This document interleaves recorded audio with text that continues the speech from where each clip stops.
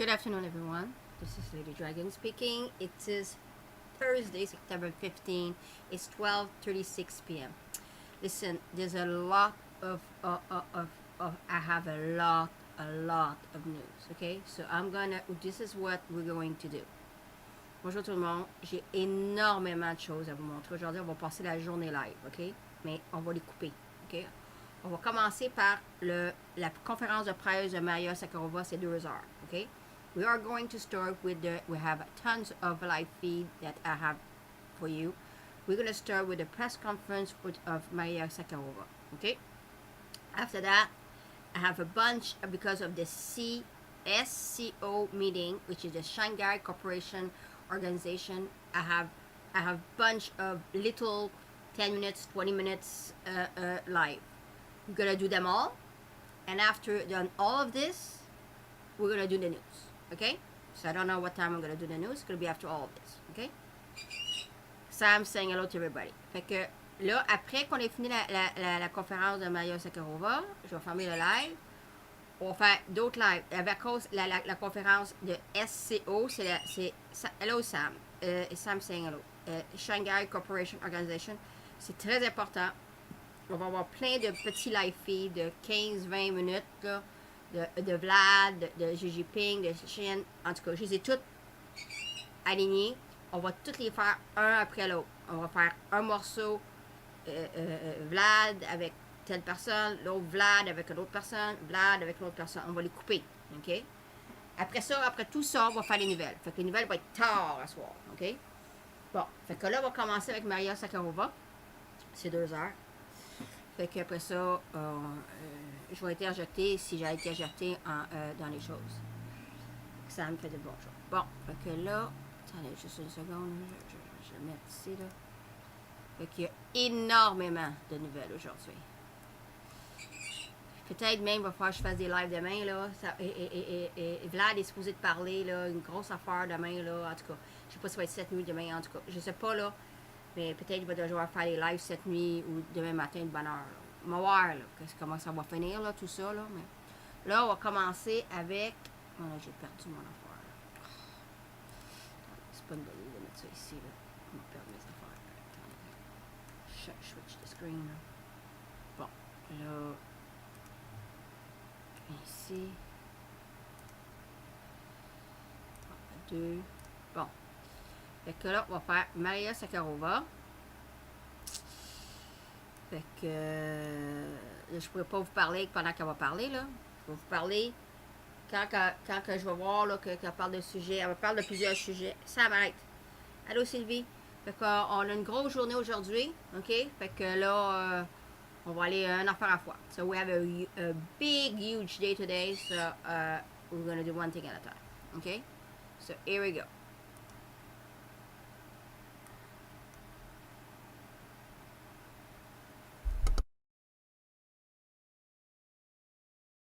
Of a reunion between the peoples of Russia and Belarus.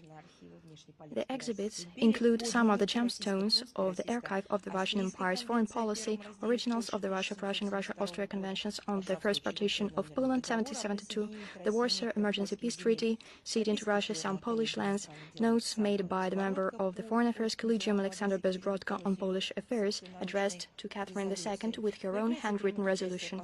The event will be attended by Belarusian Ambassador in Russia, Dmitry Krutoy, State Secretary of the Union State, and representatives of the diplomatic corps in Moscow. And these replicas of historical documents, I mean not the original versions, but rather the documents outlining the essence of those documents will be gifted to Belarus. Once again, I would like to emphasize, we are talking not about the originals of the documents, but rather of their copies. And now we move on to the 77th session of the UN GA 77 session. As you know, on the 13th of September, the 77th session of the General Assembly started its work. The Russian delegation this year will be headed by Foreign Minister Sergei Lavrov.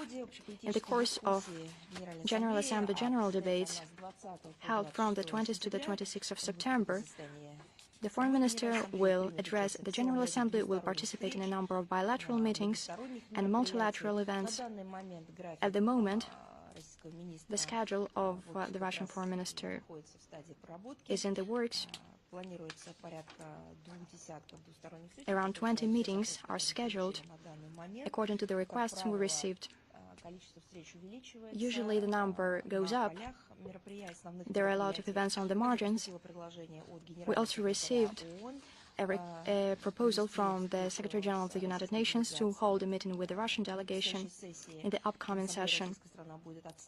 And Russia will defend its principled approaches. We will continue to advocate for the strengthening of the central coordinating role of the United Nations in international affairs and strict adherence to its charter, including the principles of sovereign equality of states and non-interference into their internal affairs. We believe that the United Nations is still at the core of the multilateral system and remains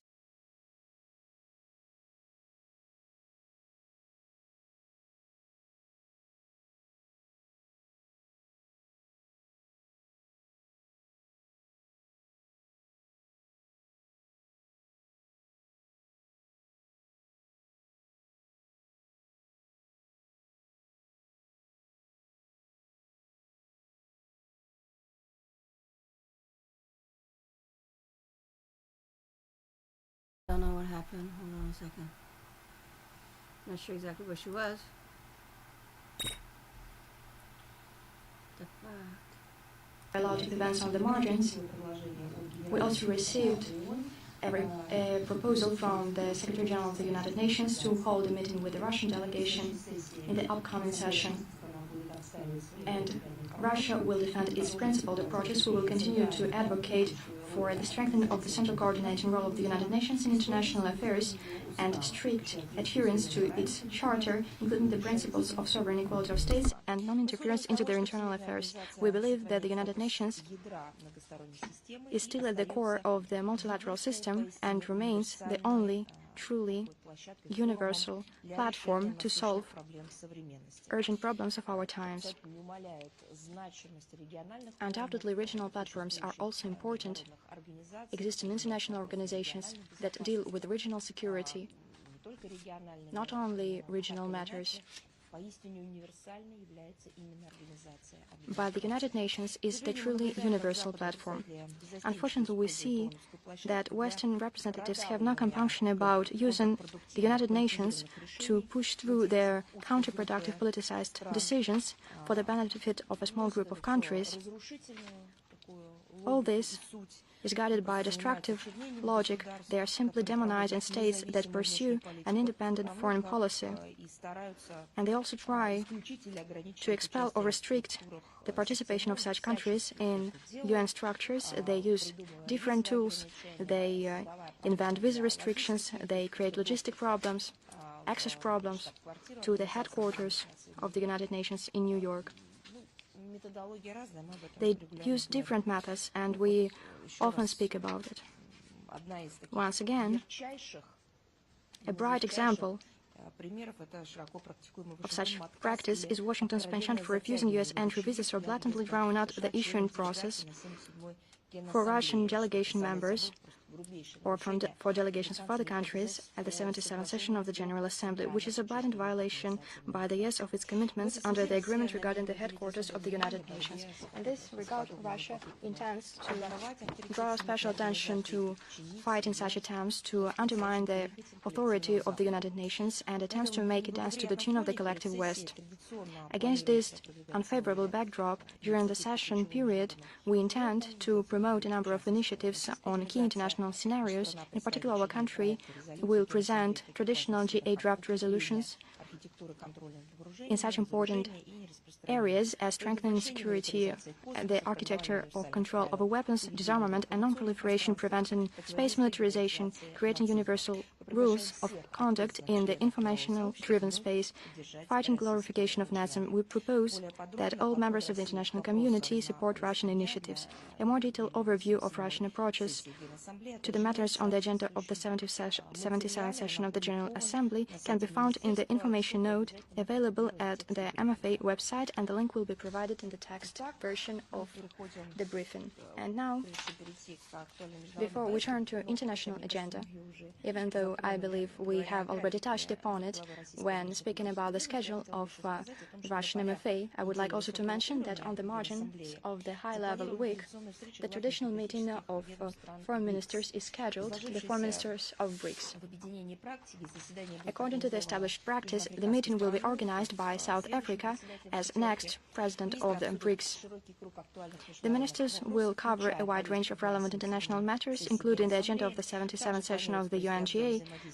The parties also intend to take stock of their cooperation as part of their strategic association, including institutional development in the BRICS. The Minister for International Relations and Cooperation of the South African Republic will brief colleagues on the plans of South Africa as President of the BRICS in 2023. Apart from the BRICS Foreign Ministers' Council, a number of other important events are scheduled. On the 19th of September, the meeting of tourism ministers. On the 22nd of September, the meeting of the ministers of energy. On the 23rd of September, a meeting of those responsible for emergency situations. On the 27th of September, ministers of science, technologies and innovations will meet. On the 21st of September, the forum of the BRICS Supreme Court's presidents will take place. One of important strategic areas is the humanitarian affairs. On the 20th of September, in a hybrid format, the Forum of United Towns and Municipalities will be held from the 21st to the 26th of November in St. Petersburg. The fourth International Municipal BRICS Plus Forum is scheduled. Around 40 countries will be represented. Regional state authorities, business, communities and scientists will also attend this meeting. The goal of the meeting is also to draw investments.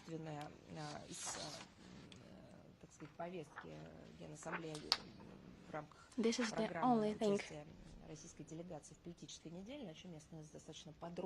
from the agenda of the Russian delegation during the high-level week, which I have gone into detail about.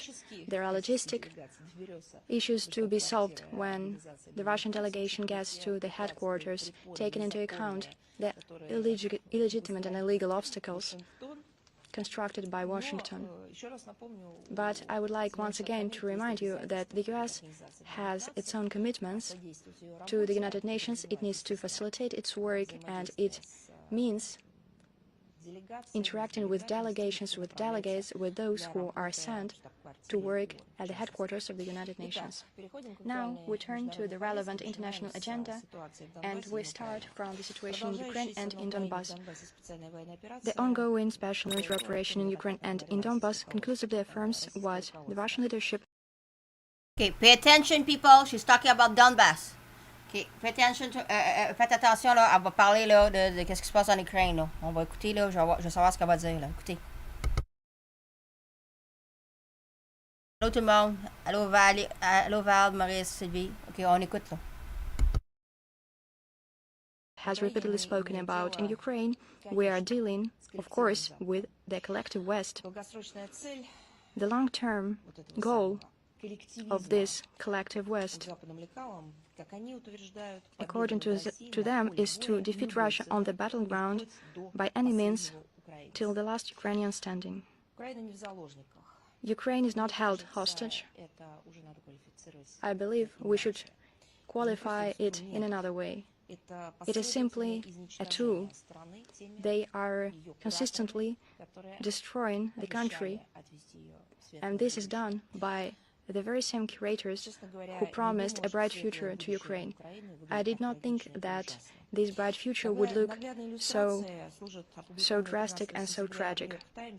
This is clearly shown by the frank admissions of high U.S. officials published by New York Times The statements include the words from National Security Advisor Jake Sullivan, Chairman of the Joint Chiefs of Staff, Mark Milley, who said that U.S. military, U.S. servicemen for several months had been preparing the recent counteroffensive. The counteroffensive we put in quotes. Are we talking in this case about Ukraine's armed forces or the armed forces of Ukraine and the West? Inter alia, they provided intelligence data and assault weapons to Ukraine.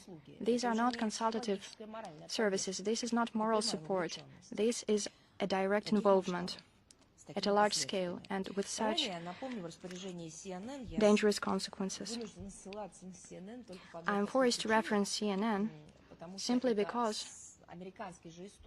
this is a U.S. source which is writing about the United States, so it should be used as evidence for Americans.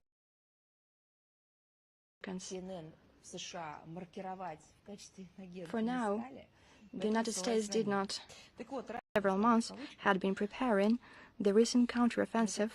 The counteroffensive we put in quotes. Are we talking in this case about Ukraine's armed forces or the armed forces of Ukraine and the West? Inter alia, they provided intelligence data and assault weapons to Ukraine. These are not consultative. I want to know which city she's saying. I don't understand. Services. This is not moral support. This is a direct involvement.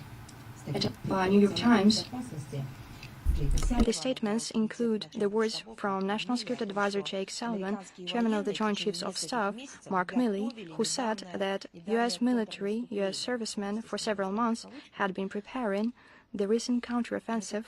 The counteroffensive we put in quotes. Are we talking in this case about Ukraine's armed forces or the armed forces of Ukraine and the West? Inter alia, they provided intelligence data and assault weapons to Ukraine. These are not consultative services. This is not moral support.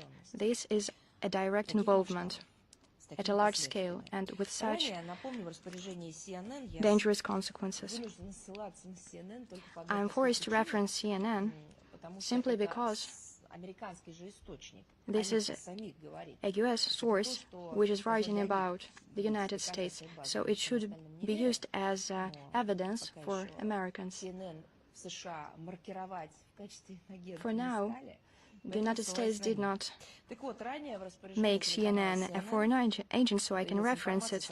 So recently in CNN, information appeared referencing statements of some of the military from the Pentagon about working on forms and methods to further support Ukrainian troops in the middle and long term, not only during the special military operation, which, according to Washington predictions, will last for a long time, but also in the 5 years following the end of the operation.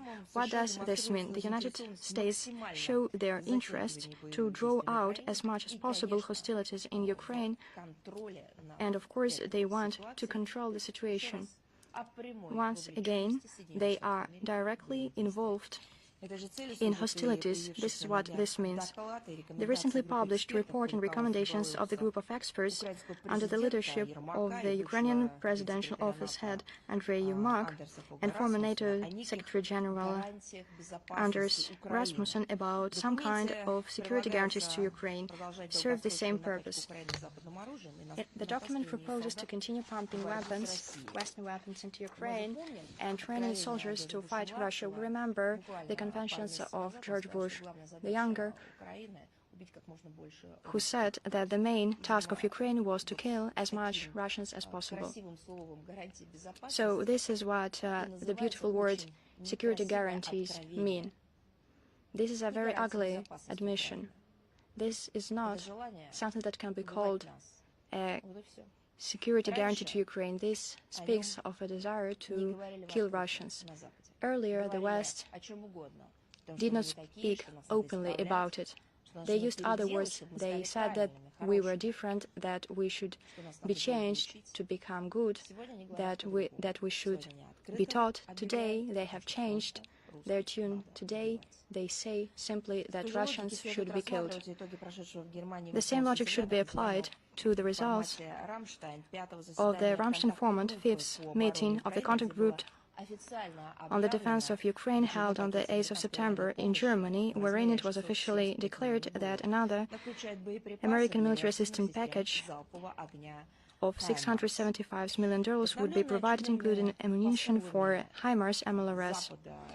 Inspired by new promises of the West, Vladimir Zelensky's regime is ready to sacrifice the lives of hundreds of thousands of his citizens, well, more likely mercenaries that they hired, to keep enjoying large-scale military and financial support from the United States and their NATO allies, because they realize that they would not last long without this assistance. And of course, this is part of a very big and very dangerous corrupted scheme to launder assets through the regime in Kiev. Against this backdrop, the recently more frequent aggressive rhetoric of Ukrainian authorities about the need to continue fighting Russia till it is destroyed are very telling. The Secretary of the National Security and Defense Council, Alexei Danilov, does not hide that Ukraine intends to return to 1991 borders, achieve, quote, Russia's capitulation, demilitarization, and make it pay, quote, enormous reparations. We are deeply concerned by the repeated reports of filtrations made by special services and neo-Nazis armed groups in Ukraine in the territories where, due to regrouping, Allied forces units were withdrawn. Thousands of people. It is horrifying to imagine what the regime in Ukraine is doing with them. And they do anything. And they first and foremost kill those people. This is not about justice. What justice can we speak of when we're talking about the armed forces of Ukraine? We have seen what they do to prisoners, the same thing they do to people as part of their filtrations.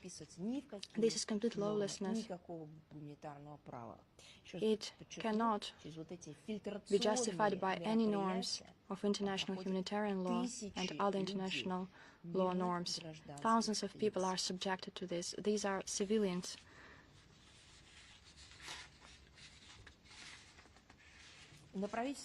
At the governmental level, in Ukraine, they speak of plans to identify among local population Russian sympathizers, Russian passport holders, and punish them for state treason and collaborationism. At the same time, it is emphasized that everyone would be subjected to forceful Ukrainization. We are living in the 21st century. Even now, Ukrainian Telegram channels are overflowing with the personal data and photos of hundreds of people accused by Ukrainian punitive enforcers of treason. These are people who do not want to swear allegiance to Banderas, who do not want to follow Nazi ideals. These are not empty threats of bodily harm. According to witness accounts, fighters in Ukraine's armed forces indeed are involved in pillaging, torturing, beating up and shooting civilians. They film what they do, trying to later shift responsibility for their crimes to Russia perhaps, or perhaps to report to those who ordered them to kill as much Russians as possible. Knowing what Vladimir Zelensky is capable of after what happened in Bucha, after the deadly provocation that was staged, we have been calling upon international relevant organizations to exercise their influence on Ukraine in order to keep them from reprisals against civilians. This is something that must be done immediately and urgently, or you cannot be called someone who protects the peace. We have taken note of the statement made by the Ukraine's presidential office advisor Mikhail Podolyak in a live broadcast in an Israeli TV channel. He said that Russia allegedly had plans to launch a missile strike against a Hasidian pilgrims gather inside at the tomb of Nachman Rabbi in the city of Uman on the occasion of Rosh Hashanah, the Jewish New Year. This is probably a fake, but we need to take this seriously because this was voiced by Ukraine, who repeatedly tried to capitalize on the feelings of ultra-religious Jews and who would be blasphemous enough to use this chance to stage another anti-Russian provocation. The actions of the so-called West, collective West, and its puppet Ukrainian regime reaffirm the urgent need to achieve the purposes and objectives of the special military operation. Our efforts to protect those living in Donbass, demilitarization, denazification of Ukraine, eliminating threats emanating from Ukraine to Russia and other neighboring states have deep political meaning. Together with like-minded parties, we fight for truth. We oppose Nazism and revisionism that are gaining ground. In essence, this is dehumanization that we are fighting against. We fight for the right of sovereign states to live and develop without constant pressure and threats from the United States and their Western allies. Today, the United States, in such a deadly way, uses the Ukraine's regime. They have destroyed the statehood of Ukraine. They fell victim to American ambitions. A great number of people, servicemen, civilians in Ukraine and Russia, mercenaries, who were simply brainwashed or paid very well, fell victim to these ambitions. Who is next? In what region of the world has the United States and their satellites conducted their experiments, and where will they continue to do it? I will tell you, where there are resources, where there is gas, gold, clear water, where there are resources that they need to fill up their stocks. They will conduct their experiments in the regions where people refuse to give up what belongs to them historically, because for many generations they have been culturing their own soils, they have been making their own harvests, brought up their children, protected their lands. It is those lands where democratizators will appear, and under foreign banners, speaking of freedom and democracy, imposing so-called liberal ideals to decompose society. And NATO and the United States will engage in their illegal activities there. В этой же связи просто небольшая зарисовка. В рамках специальной военной операции отмечены In this regard, just a minor remark. We see the best use by the Ukrainian armed forces of anti-personnel mines as a part of this special military operation. We have been seeing numerous cases of the use of the armed forces of Ukraine. It was the obligation of the Ukraine as the commitment to be followed by Ukraine, and as a demonstration how it is used. So we see that the use in the places frequented by civilians has been recorded in a number of settlements. These are the people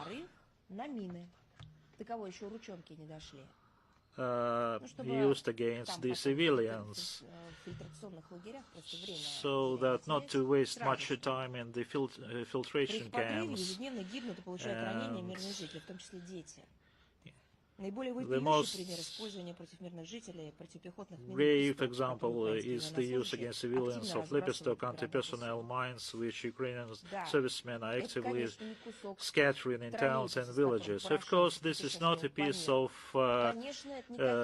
trolley bars demonstrated by Poroshenko or some passports, Russian passports, or just a brick which was demonstrated by Poroshenko. These are the mines used against civilians.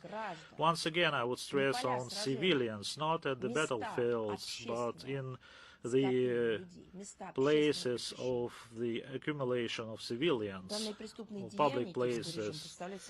These criminal actions of the Kiev regime are also a direct violation of the Convention on Inhumane Weapons. In particular, its additional Protocol 2, which prohibits directly and restricts the use of mines and booby traps against civilians, their installation on non-military objects, or in a manner they may cause incidental loss of life among civilians. In Kiev, they would stress that they are not dealing with the collateral damages. They directly strike in the civilians.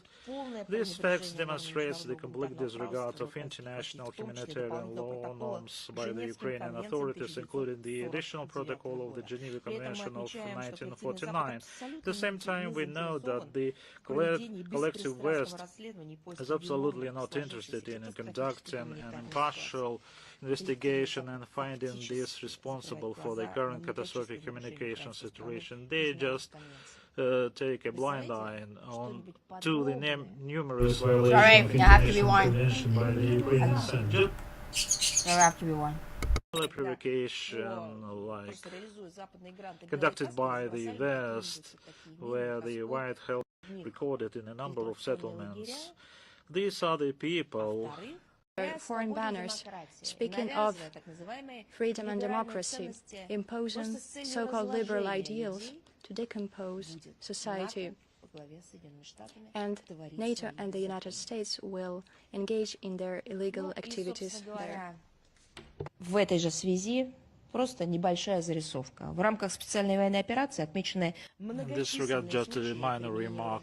We see the best use by the Ukrainian armed forces of anti-personnel mines as a part of this special military operation. We have been seeing numerous cases of the use of the armed forces of Ukraine.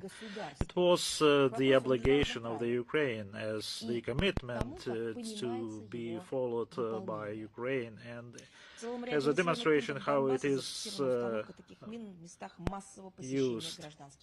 So we see that the use in the places frequented by civilians has been recorded in a number of settlements. These are the people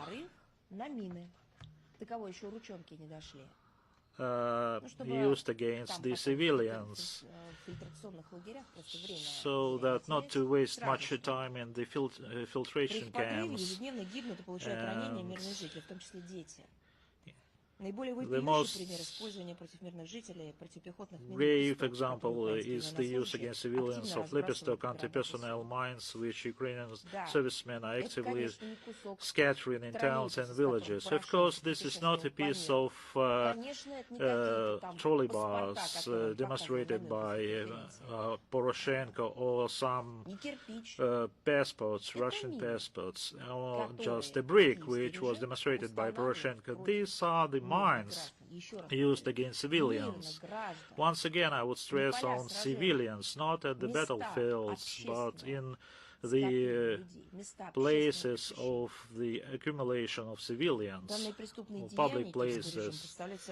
These criminal actions of the Kiev regime are also a direct violation of the Convention on Inhumane Weapons, in particular its additional Protocol 2, which prohibits directly and restricts the use of mines and booby traps against civilians, their installation on non-military objects, or in a manner they may cause incidental loss of life among civilians. In Kiev, they would stress that they are not dealing with the collateral damages. They directly strike in the civilians.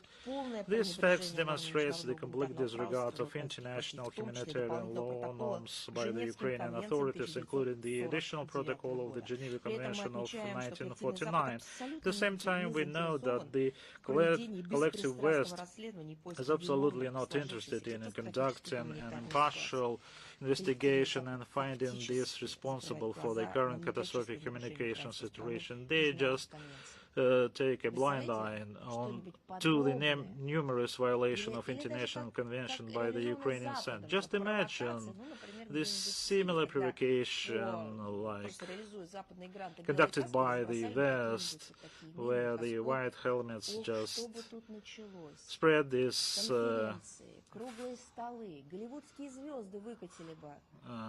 minds. Then we would see numerous roundtables, TV programs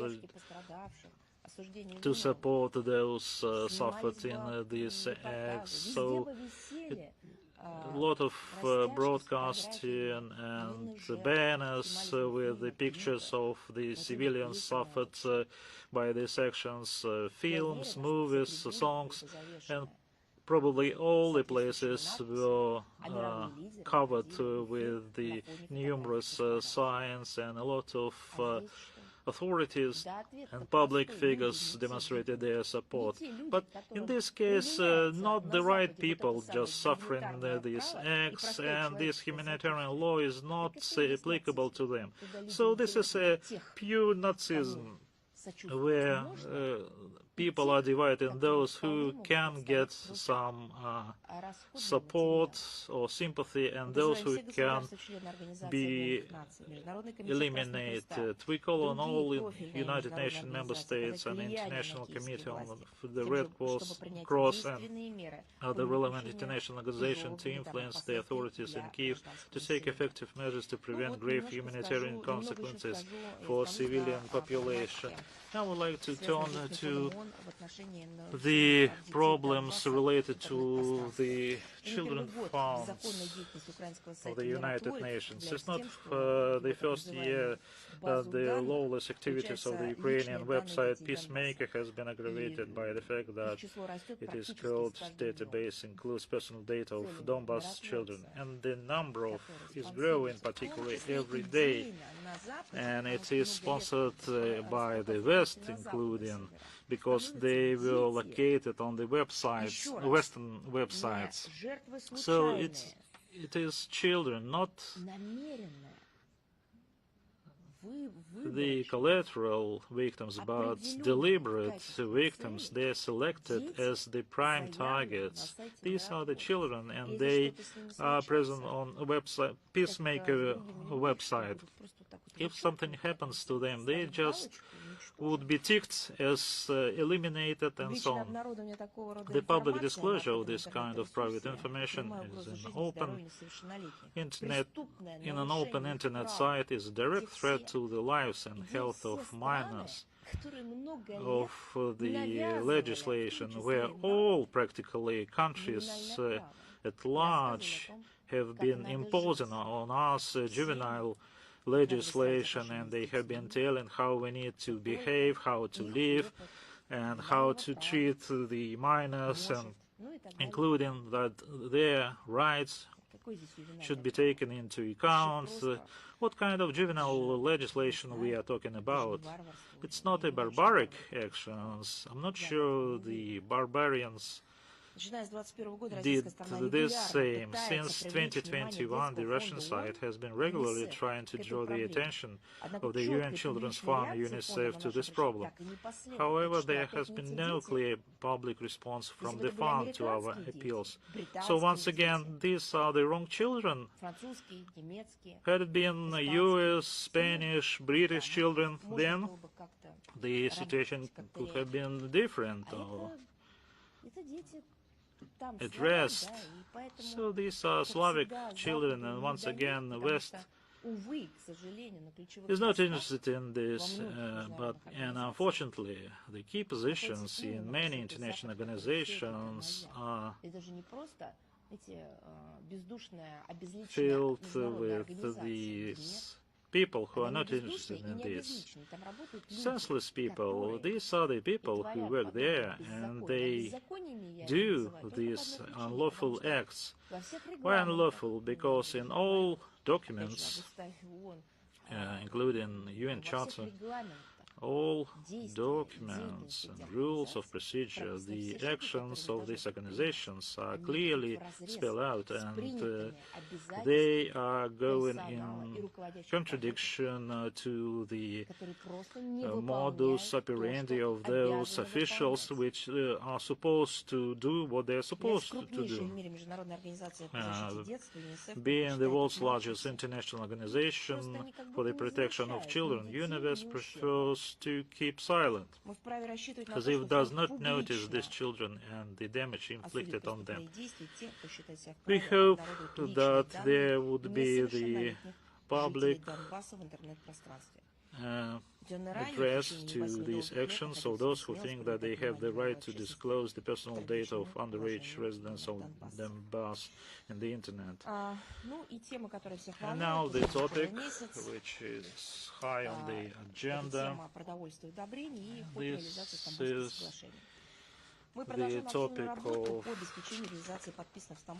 food supplies. We continue working actively to ensure implementation of the Black Sea Initiative signed in Istanbul on July 22nd on transportation of Ukrainian grain from the ports of Odessa, Yuzhny Chernomorsk, as well as the Russia-UN memorandum on delivering Russian fertilizers and food to the world markets. As is known, these, I would stress, interrelated agreements are integral parts of a single package of measures. This is how it was proposed by the UN Secretary General. Everything is done to overcome threats to global food security. We know that the process of implementation of the Black Sea Initiative began immediately and is incrementally progressing. The figures testify to that. As of September 13, I would stress, September 13, just for one day, this numerical data could change, but we have now the confirmed statistics as of September 13th, according to the UN. With the assistance of the Joint Coordination Center in Istanbul, with the participation of representatives of Russia, Turkey, Ukraine, and the UN experts, 129 ships left the Black Sea ports of Ukraine, which transported 2,872,711 tons of food, mainly corn, 53%, wheat, 22%, and oil and sunflower seeds, 8%. And it took 3 weeks to transport the first 1 million tons of grain and only 1 week for the second. But there are other indicative figures mentioned by the Russian side, and which the West is trying to ignore, to give a blind eye and producing a lot of fakes addressed to us. The main recipients of cargo, according to available information, and contrary to the initial assurances of the UN Secretary General about the need to feed poor countries in Africa and Asia, such developed countries as Spain and Netherlands, and they are proud of that. Spain, Netherlands, Italy, South Korea, Romania, Germany, France, Greece, Ireland, and Israel. Just for ourselves to understand, probably these countries face quite a drastic situation, and they believe that they are quite poor in order to get these supplies. But it should be mentioned directly, or probably the things are different. So business is business, and nothing personal. They account for 44% of all shipments. A significant portion of cargo is also sent to Turkey for further processing within the framework of existing commercial obligations, 19%. And now we come to the most interesting part. The countries in dire need to food account for only 8%, Sudan and Kenya each received 2%, Djibouti, Somalia, Yemen and Lebanon each received 1%. I just wonder, do they have a hiccup in EU countries after this food? As for the implementation of Russia-UN memorandum on the export of domestic fertilizers, in agricultural products. The text is published on the website of Russian Foreign Ministry. There are no concrete results yet. Russian economic operators and producers continue to face blocking difficulties in transporting and insuring cargo and making bank payments. Who is behind this? The Western countries, who is very concerned about feeding the poor countries in Africa and Asia. So we see that all the shipments are going to those countries who are crying loud that they need this, but those who are in dire need, they are blocked in terms of Russian supplies. This confirms that the exemptions for fertilizers and food announced by the US and the EU from unilateral sanctions do not actually work. A clear example is the European Union's clarification on potash fertilizers in August 10, which is formulated in such a way that the import of these fertilizers to European countries is allowed, but their further transit to other states is not. So let's once again to come to that. So lots of stories have been told, and we were repeatedly told about them. They confirmed that they are quite good, and all others should keep up, and everything should be done in order to prevent any suffering from the population. So here we see that all these shipments can be supplied to these countries without any sanctions, but the further transit to African and Asian countries is not allowed.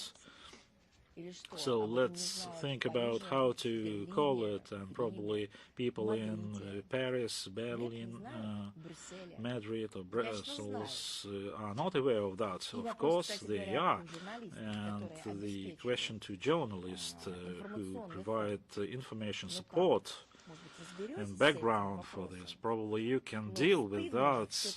It's a bit of shame to keep silent on this problem and to celebrate having some kind of festivities.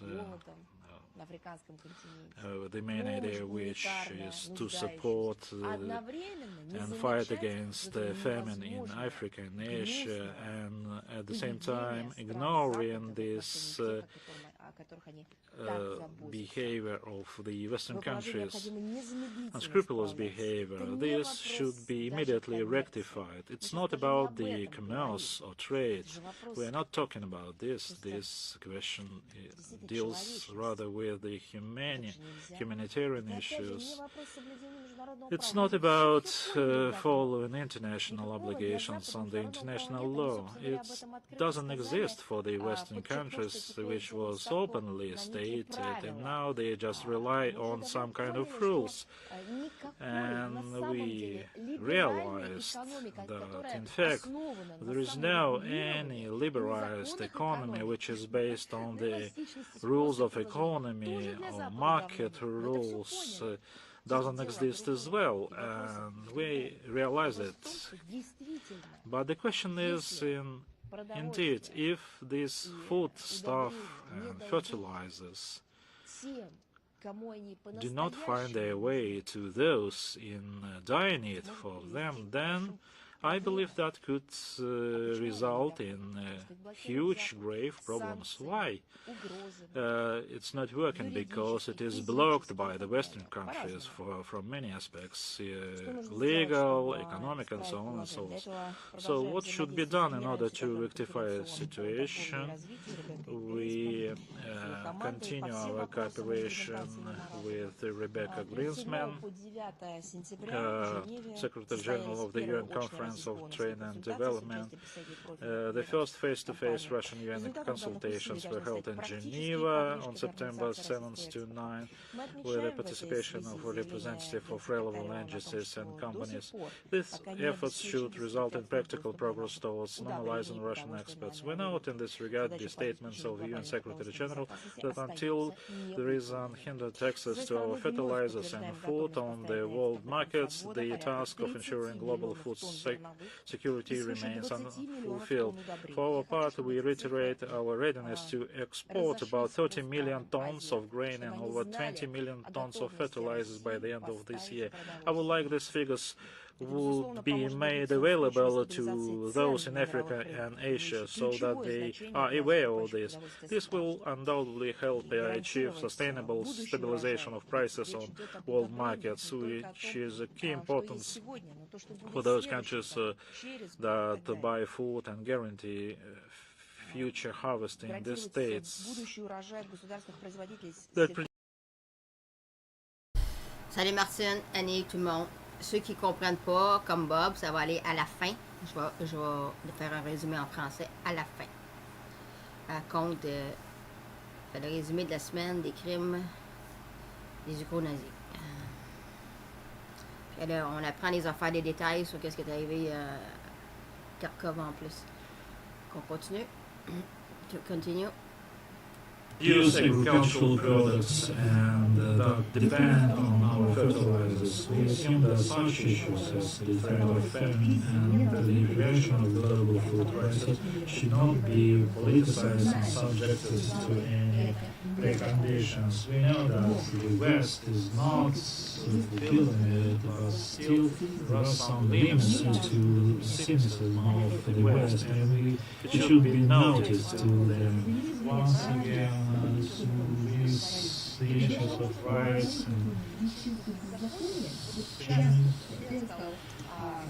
in order to continue doing this, like the landmines, I mentioned the manipulation with the food stuff, this topic developed by the West. In order to continue doing this, they need the main thing, the main condition to do this, which is information support. And this is the condition, precondition,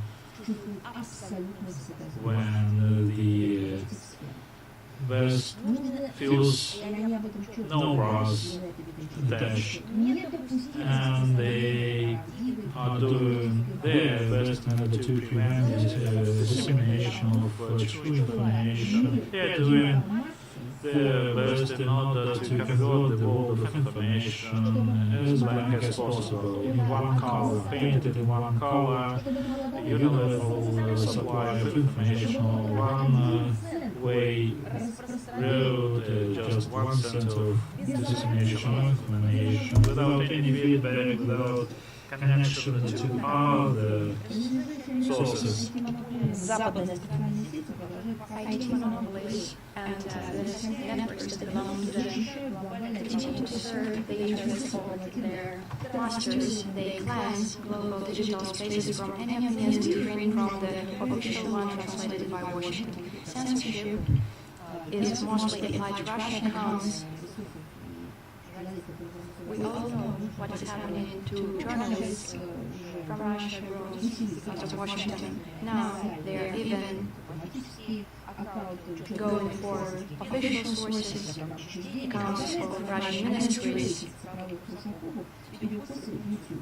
YouTube video hosting is at the head of this list of digital Russophobes. It belongs to Google Corporation. Because of the efforts of the administration of this platform, without any explanation, 2 briefings of the official representative of the MFA were deleted from YouTube. These briefings contain official positions of the MFA on a wide range of issues. There are also foreign journalists participating in these briefings, asking questions, and these questions were also deleted. We can assume, or rather we can state with certainty, that they do not want the information on our approaches to be made freely available. They are afraid that their own public will learn of our arguments by passing the censorship of Western media and information agencies. Information that is being glossed over in the United States, for example. Sometimes they deliberately misreport some things and some words and statements. It is obvious that the principle of free information is unidirectional. The Western world believes that they are the only ones who can spread this information and deny this right to others. The same thing happened months ago when YouTube, without notice and or explanation, deleted official channels of the Russian embassy in the United Kingdom. They deleted a number of video materials from this official channel. Another 4 videos fell victim to this understanding of the freedom of speech. Twitter, as previously, openly supports the Ukrainian regime and the Western sponsors turning a blind eye to the mayhem caused by organized groups of Ukrainian trolls and bots in the English-speaking segment. It is a classical see no evil, hear no evil principle. Russian embassy's publications are more frequently blocked. Accounts of the Russian embassy in Nepal and Romania were suspended. Our inquiries and requests to at least be informed about the official reasons for such decisions have been unanswered. A question to you: do you believe that we cannot take a similar decision? Yes, we can take such measures. There are blatant attempts to restrict the information-based work of Russian foreign missions, deprive the public of reliable sources.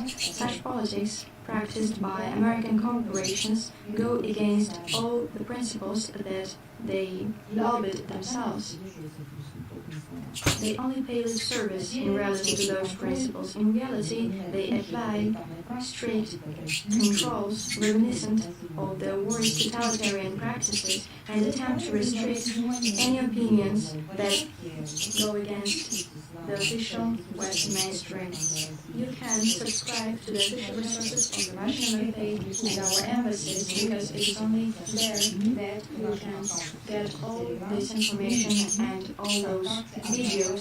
We have accounts in different platforms: Telegram, YouTube, VK, Odnoklassniki, also other platforms.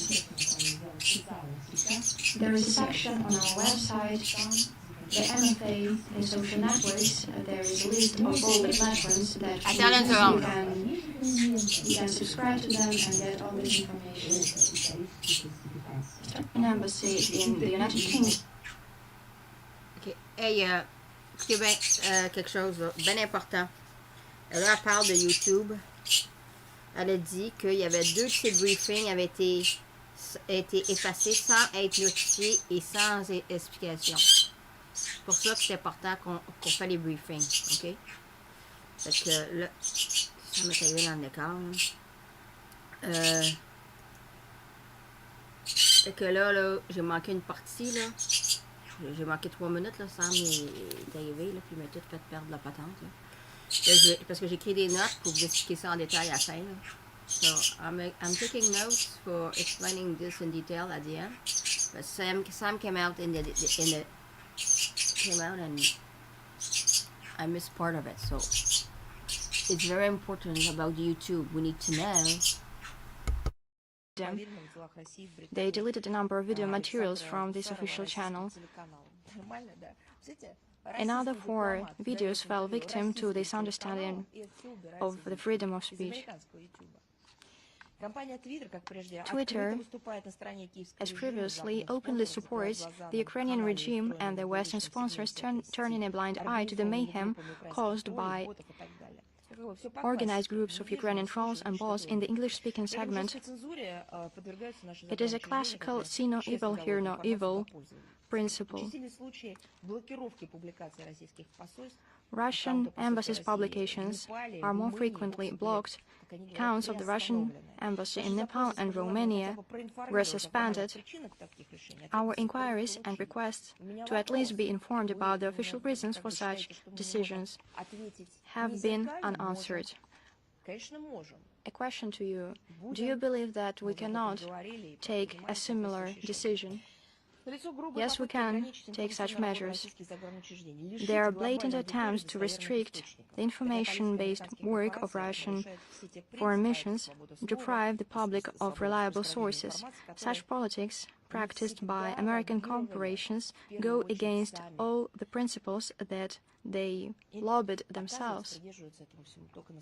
They only pay lip service in reality to those principles. In reality, they apply strict controls reminiscent of the worst totalitarian practices and attempt to restrict any opinions that go against the official Western mainstream. You can subscribe to the official resources of the Russian MFA and our embassies, because it is only there that you can get all this information and all those videos. We have accounts in different platforms: Telegram, YouTube, BK, Odnoklassniki, also other platforms. There is a section on our website, the MFA in social networks. There is a list of all the platforms that we use. You can subscribe to them and get all this information. Historical falsifications are an important element of the information fight being led by some Western countries.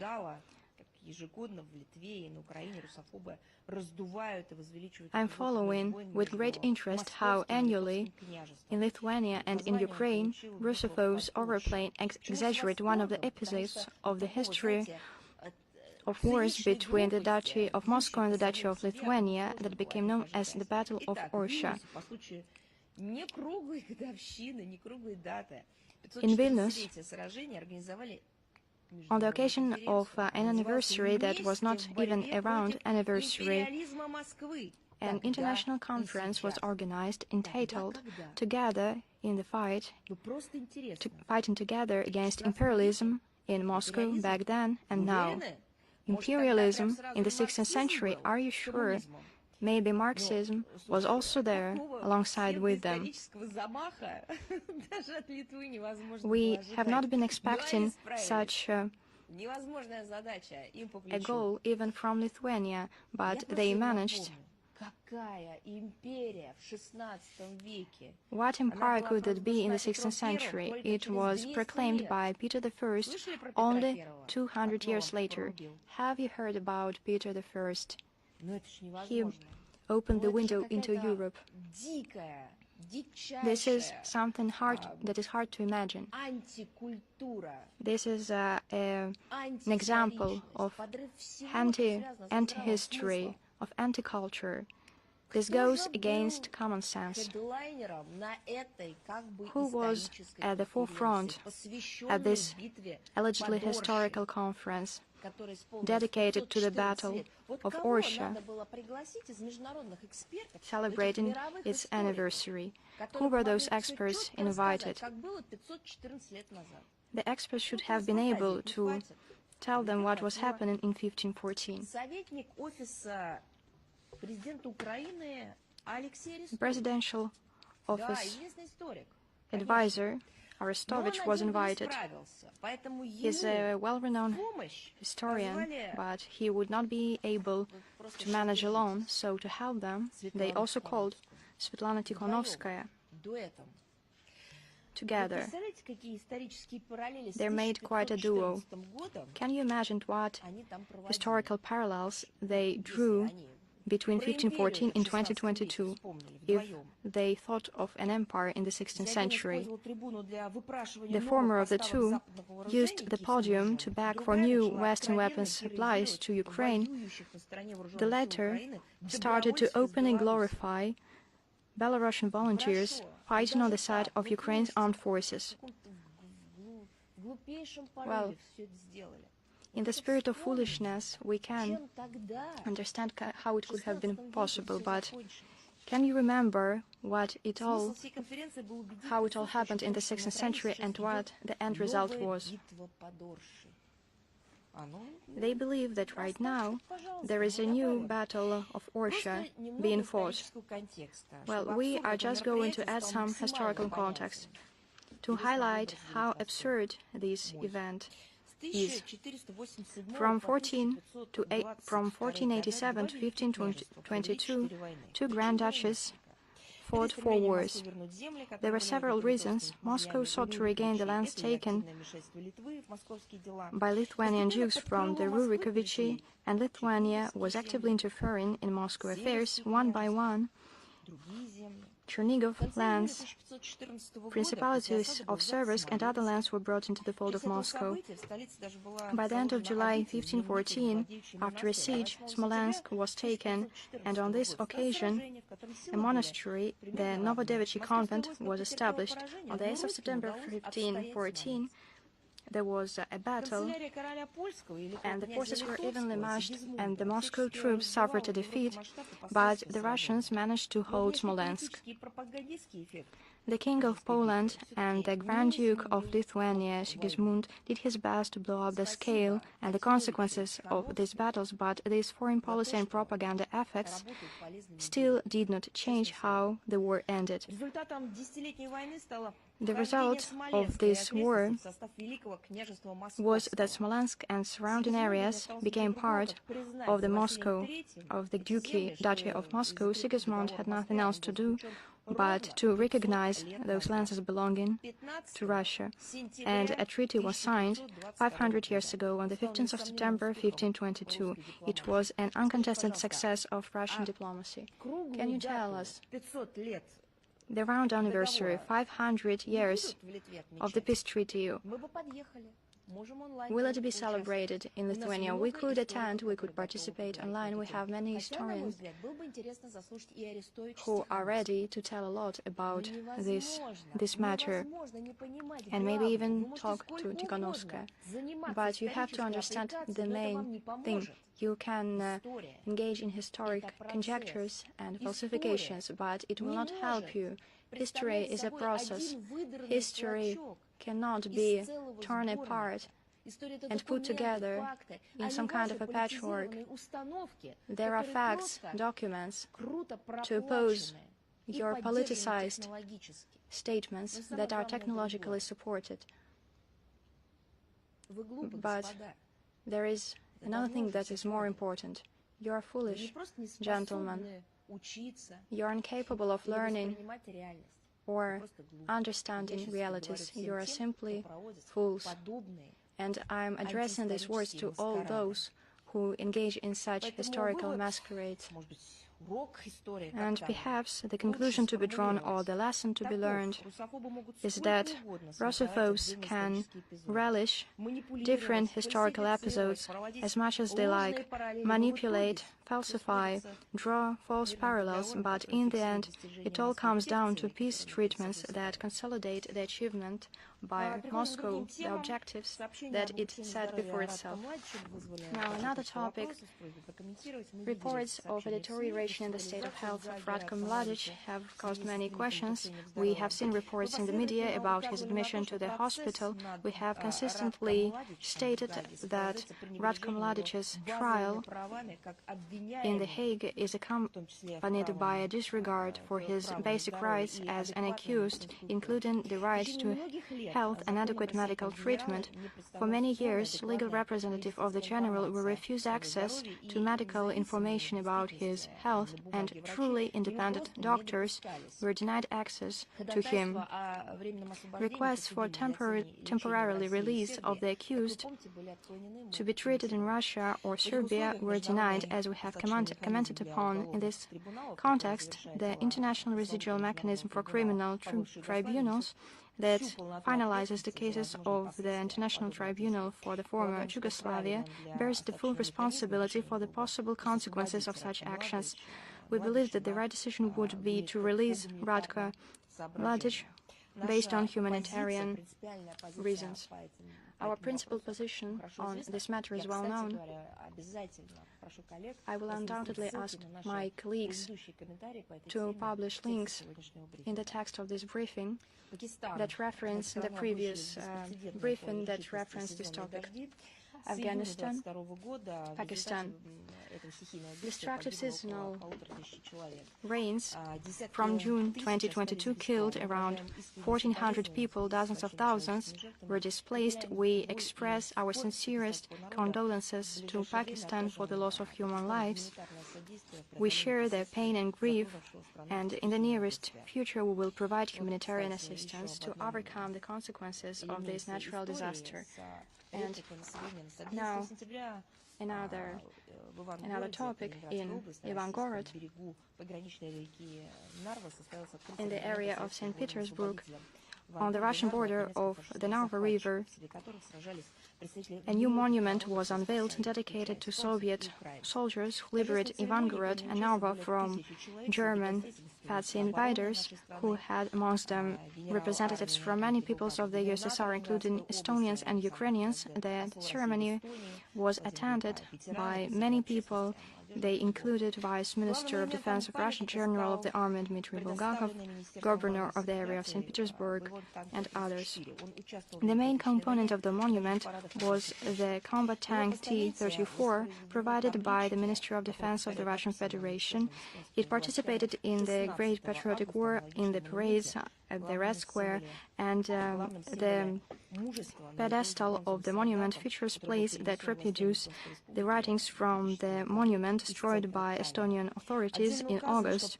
There was a similar monument that was a symbol of bravery, alongside with the bronze soldier that was moved by Estonian authorities in 2007 from Tallinn to another place. It is indicated that the monument is placed in the location temporarily as an act in response to the act of state vandalism committed by the Estonian government. It is evidence to the fact that many people understand that such barbarian actions have no place in the modern world.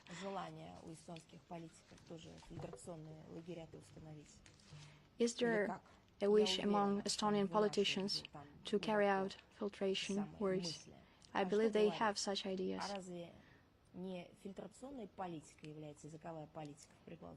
Is the language policy not an example of a filtration policy in the Baltic countries? For many years it has been pursued. They forget about the rights of national minorities.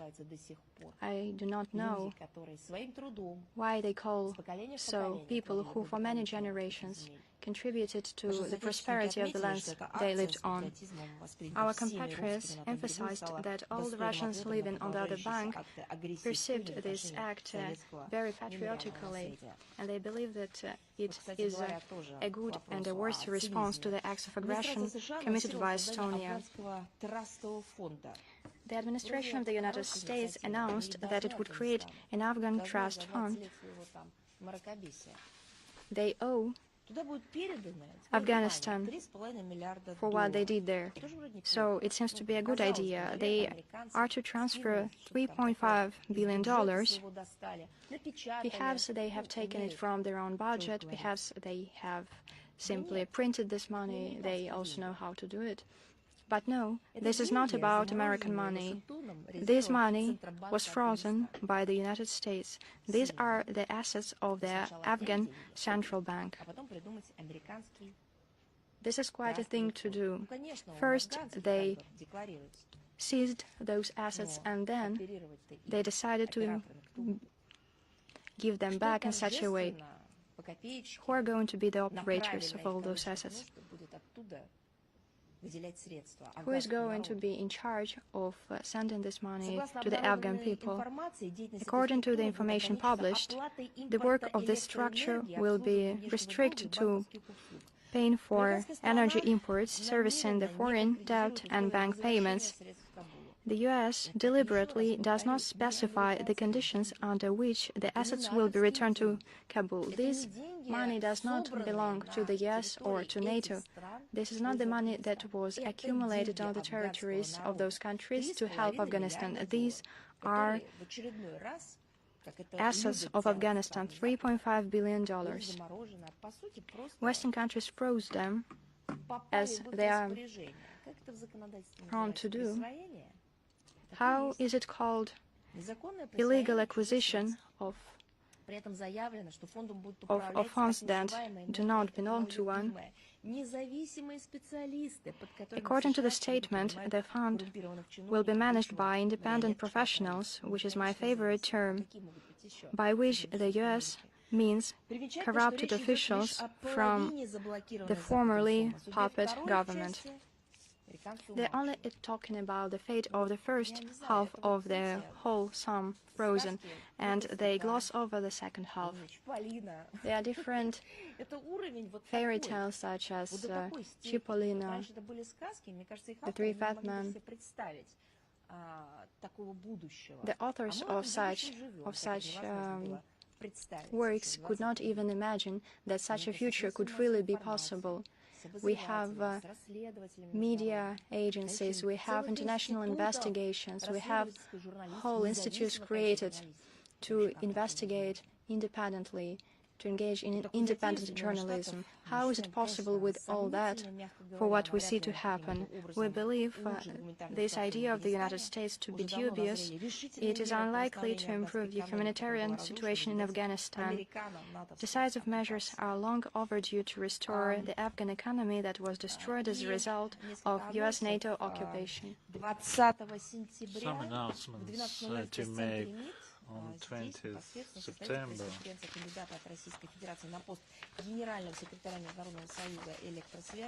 on the premises of the Foreign Ministry, we will have Mr. Ismailov, the candidate from the Russian Federation for the post of Secretary General of the International Telecommunication Union. He will hold a press conference. The elections will take place during the regular plenipotentiary conference of the Union on 26th September. In Bucharest, as a UN specialized agency, the International Telecommunication Union plays a crucial role in the global cooperation on the promotion of modern technologies. At the moment, at the instigation of certain countries, the Union is threatened by the politicization of its activities, and it is important that the organization can continue to actively promote the implementation of development programs and facilitate international cooperation, including the development of telecommunication networks, improvement of technical means, and the effective operation to ensure equal access to the allocation of global radio frequencies, spectrum, and satellite orbits, as well as to the development of technical standards and networks. To prevent the International Telecommunication Union from turning into an instrument for securing the club interest of a small group of countries is only possible by electing a Secretary General of this organization who will proceed from the unconditional maintaining of the balance of interest of states and base his decision on the Charter and the Convention of the Union without any invented rules and so on. Russia has nominated Rashid Ismailov for the post of Secretary General of International Telecommunication Union. He has extensive experience in telecommunication, including Huawei, Nokia, and Ericsson, has a sense of interests of developing countries, and is able to advocate the equality vis-à-vis the developed countries. He served as the Deputy Minister of Communication and Mass Media of the Russian Federation since 2020. He has been the President of Wimbledon. At the press conference, he will present his view on the further development of international telecommunication union. And another announcement: on September 21st, 22nd, Ufa will host the International Festival Radio Without Borders, organized by Russian Radio Academy with the support of Ministry of Digital Development, of Communication and Mass Media of Russia. The Radio Without Borders Festival is a creative event which is held for the purpose of exchange of experience and discussion of urgent professional issues by representative and leading radio companies, radio stations, managers and experts from Russia, CIS countries, as far as editors-in-chief, programs and musical directors, editors of information services. Just since recent time, I also can be regarded as one of them because I was invited to one radio station in such capacity, as well as the members of the Russian Radio Academy. Guests and participants will see the presentation of the most successful projects, and the event will also include roundtables and masters. So I feel a little bit envy of this international life.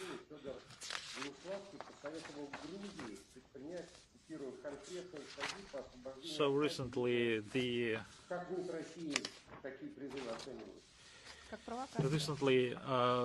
member of the Верховная Rada, Mr. Venislavsky, advised to take specific steps to liberate Abkhazia and South Ossetia. How do you regard this? Negatively. We see some information presented by the expert group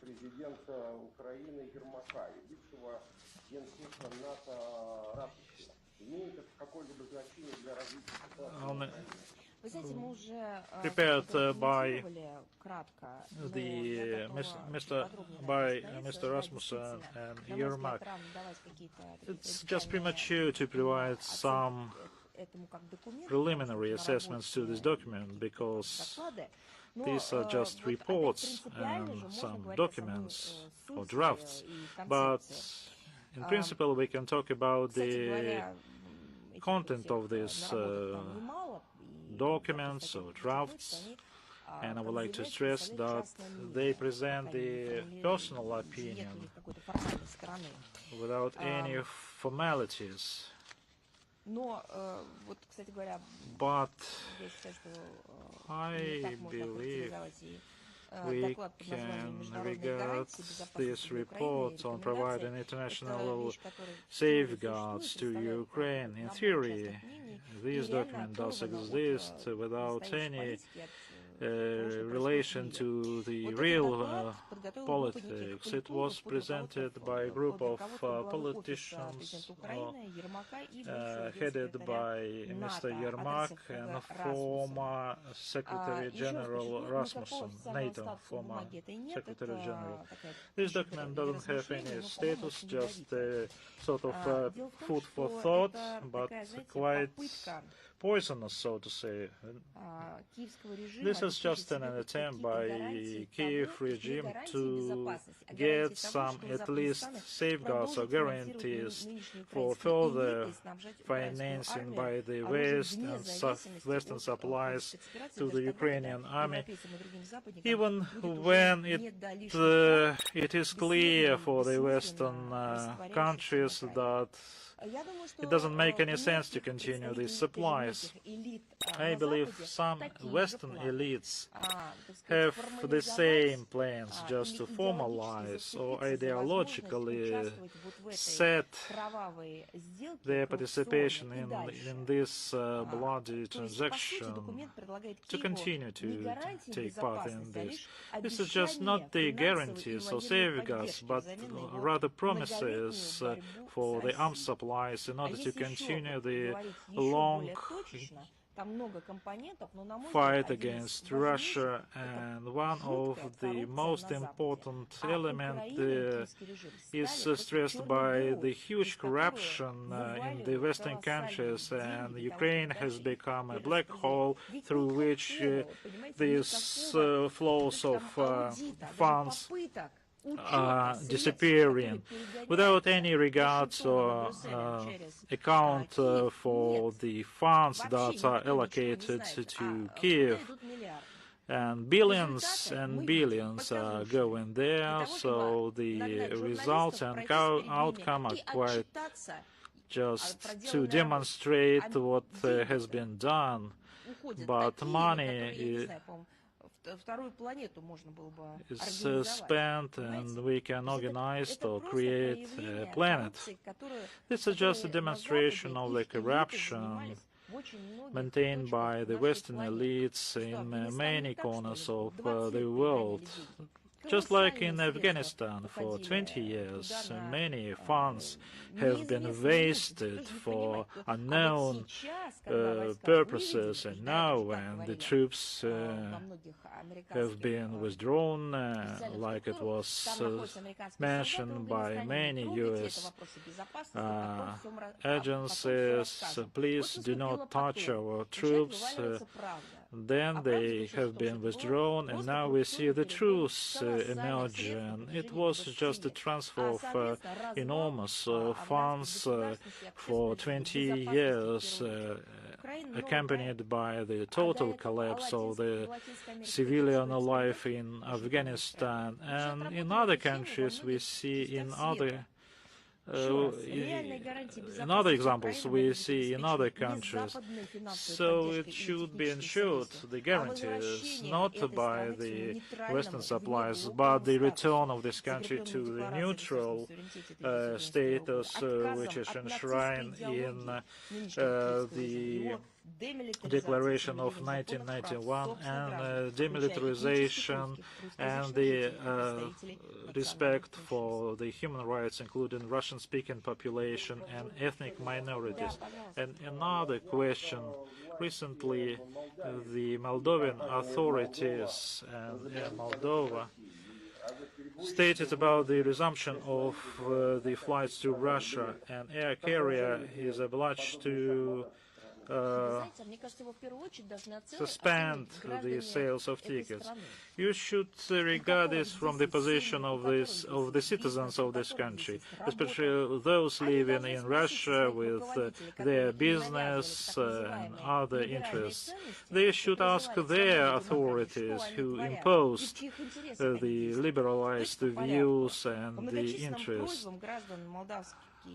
By numerous requests, Air Moldova decided to renew flights to Moscow from Chisinau.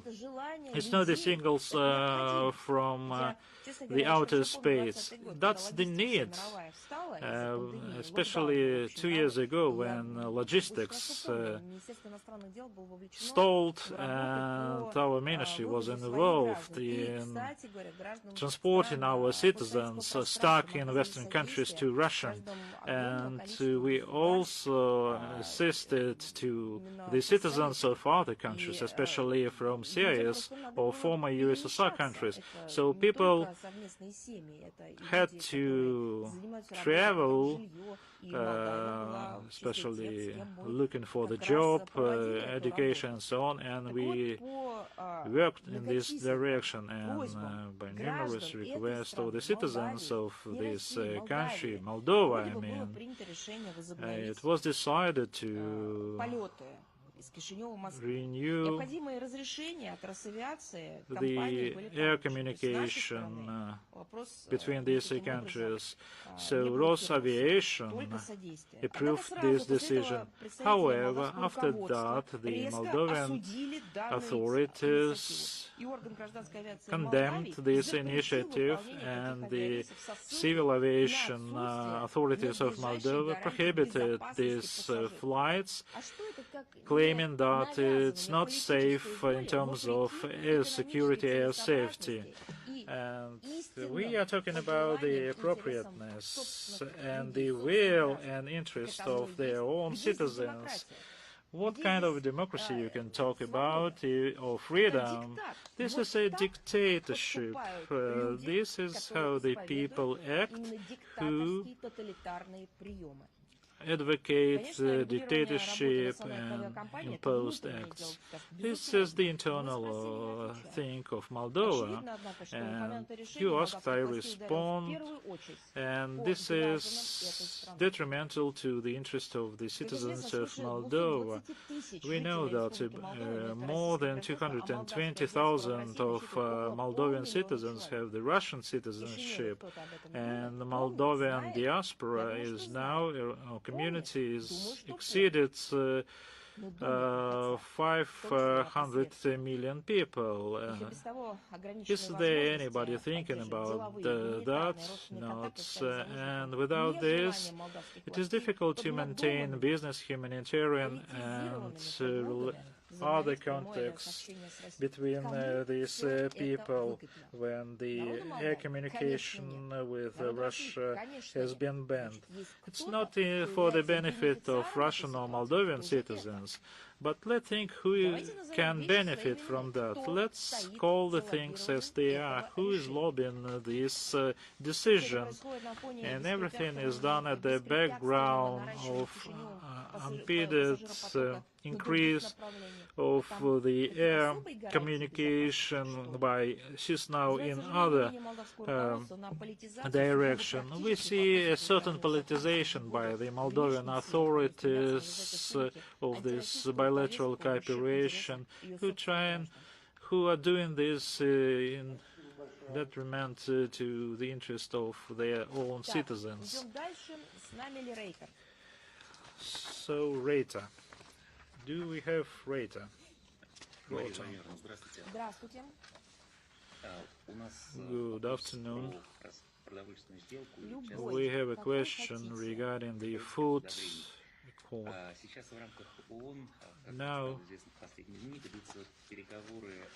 UN is negotiating with all sides the possible launch of a pipeline to export ammonia from Russia through Ukraine. Are these the same steps that Russia has been demanding from the UN to implement the Moscow part of the food deal? Or is this just a part of what Russia wants the UN to do? If the pipeline starts working, will Russia support the extension of the food deal at the end of November? So it's so complicated and not related to the reality regarding what Russia wants in the framework of this deal, or this is just a part of this deal for Russia. So, because it means that what Russia wants in this deal is not the part of this deal. So, let's put your question as it is, and I will tell you about the main elements of your question. First, what is the part of the deal is set in the respective documents which I mentioned earlier, and secondly, the package deal is the package deal because all the documents specify the details of transactions or operations, so that those contributed to the drafting of these documents fulfill the provisions of these documents. Of course, we have the priority of steps, planning, and so on and so forth. But we proceed from the assumption that once these documents are worked out, and these are the package documents, they should be fully implemented. That is in line with the interests of Russia. As far as the working out on specific elements of this deal, is it satisfying Russia or not? Answering your question, I would say that if other parts of the respective agreements are fulfilled as well. I talked specifically about this grain deal in my earlier statements. I can just repeat that as far as Russia's implementation of this memorandum on the export of domestic fertilizers and agricultural products, we still haven't seen specific results. We see how Russian operators and producers continue acting, and as I mentioned before, Russian economic operators continue to face blocking difficulties in transporting and ensuring cargoes. So the payments are blocked as well. So I dwelled specifically on that earlier, just to repeat probably that the situation needs to be rectified. How Can we rectify it? I also mentioned about this. Should we talk about the pipeline? Let's call it as pipeline. I'm not a technical engineer or expert in fertilizers, but you ask about the pipeline to export ammonia. Ammonia is mentioned in specific agreements, and just to repeat, I do hope that ROTUS will specifically mention, probably citing my words, my statements, but this pipeline was or has been blocked by the Ukrainian side since February, beginning of March. It was blocked several months ago by the Ukrainian side. If West is so much concerned about delivering food and fertilizers, and we understand in order to get good harvest next year, we need to provide fertilizers this year. So let this supervisors, Western supervisors, demand from the Ukrainian side the fulfillment of or unblocking of the possibilities of ammonia supplies. For our part, we can just promise no hindrance at all. Do you have any other questions? Yes, that was all. Thank you. Thank you. Anodalu, do you have with us? Good afternoon. We have 3 questions.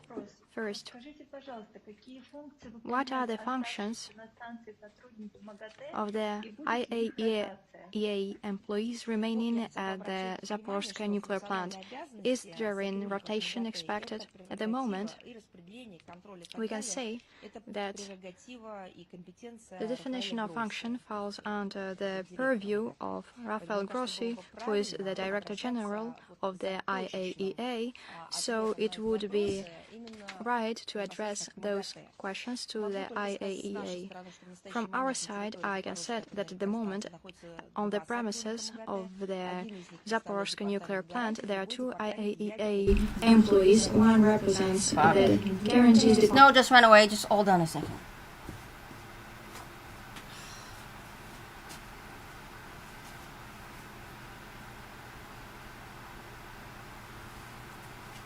Attendez un instant, là. Sinon, ils viennent de se sauver, là. Tabarnak.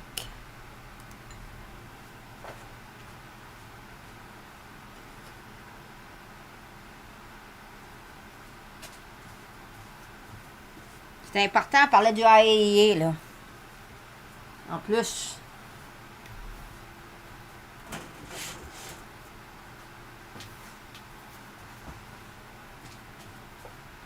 Allez, une seconde, là. Tabarnak.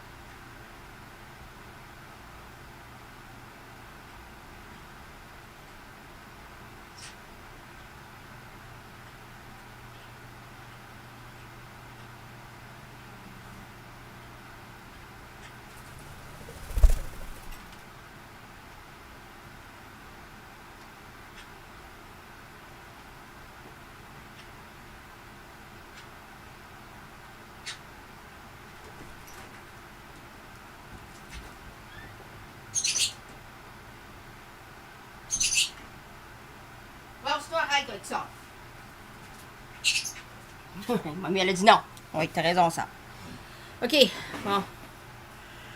Marie, elle a trois questions. La madame, elle a 3 questions. On commence avec la question sur le AIA, là. Et elle a demandé c'était quoi le fonctionnement, là. Je vais voir ce qu'elle dit, là, Maria. Là. Tout déconcentré, là. Inside the fulfillment of or unblocking of the possibilities of money supplies. For our part, we can just promise no hindrance at all. Do you have any other questions? Yes, that was all. Thank you. Thank you. Anna Dalu, do you have with us? Good afternoon. We have 3 questions.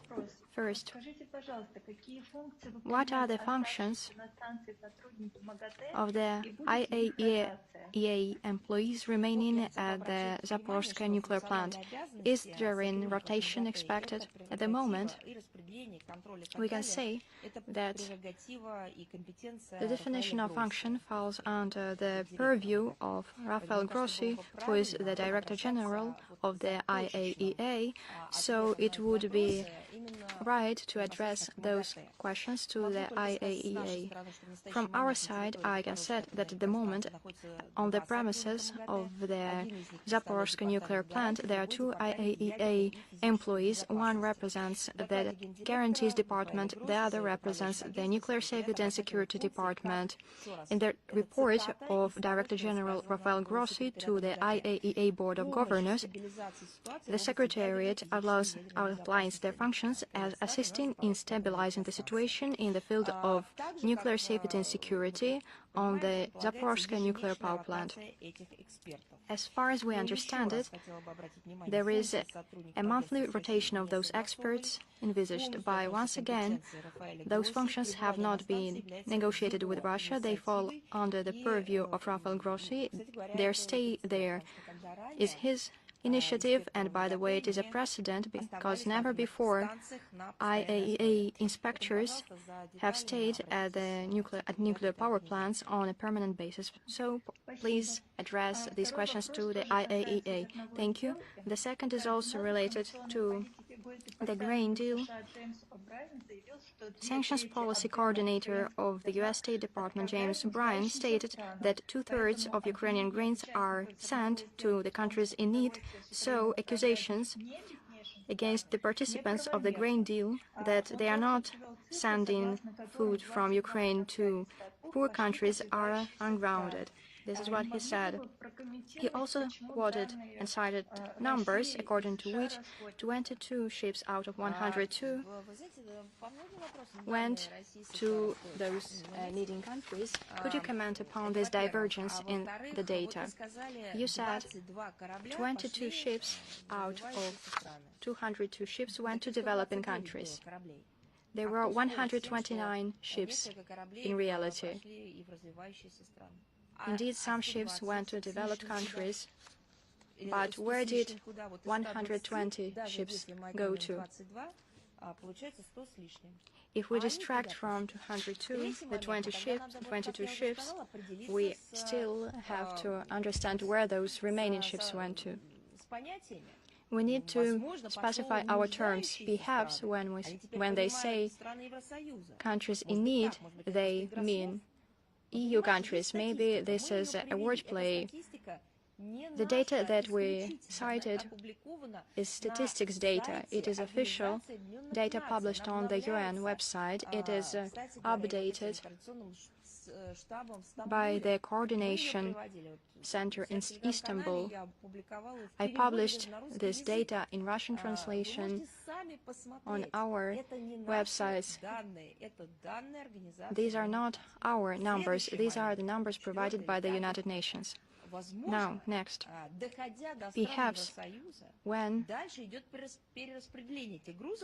the cargo reaches the EU, there is some kind of a redistribution, and perhaps our opponents mean that These goods are redistributed to Asian, African countries, the countries that the West calls the poorest, the countries in need.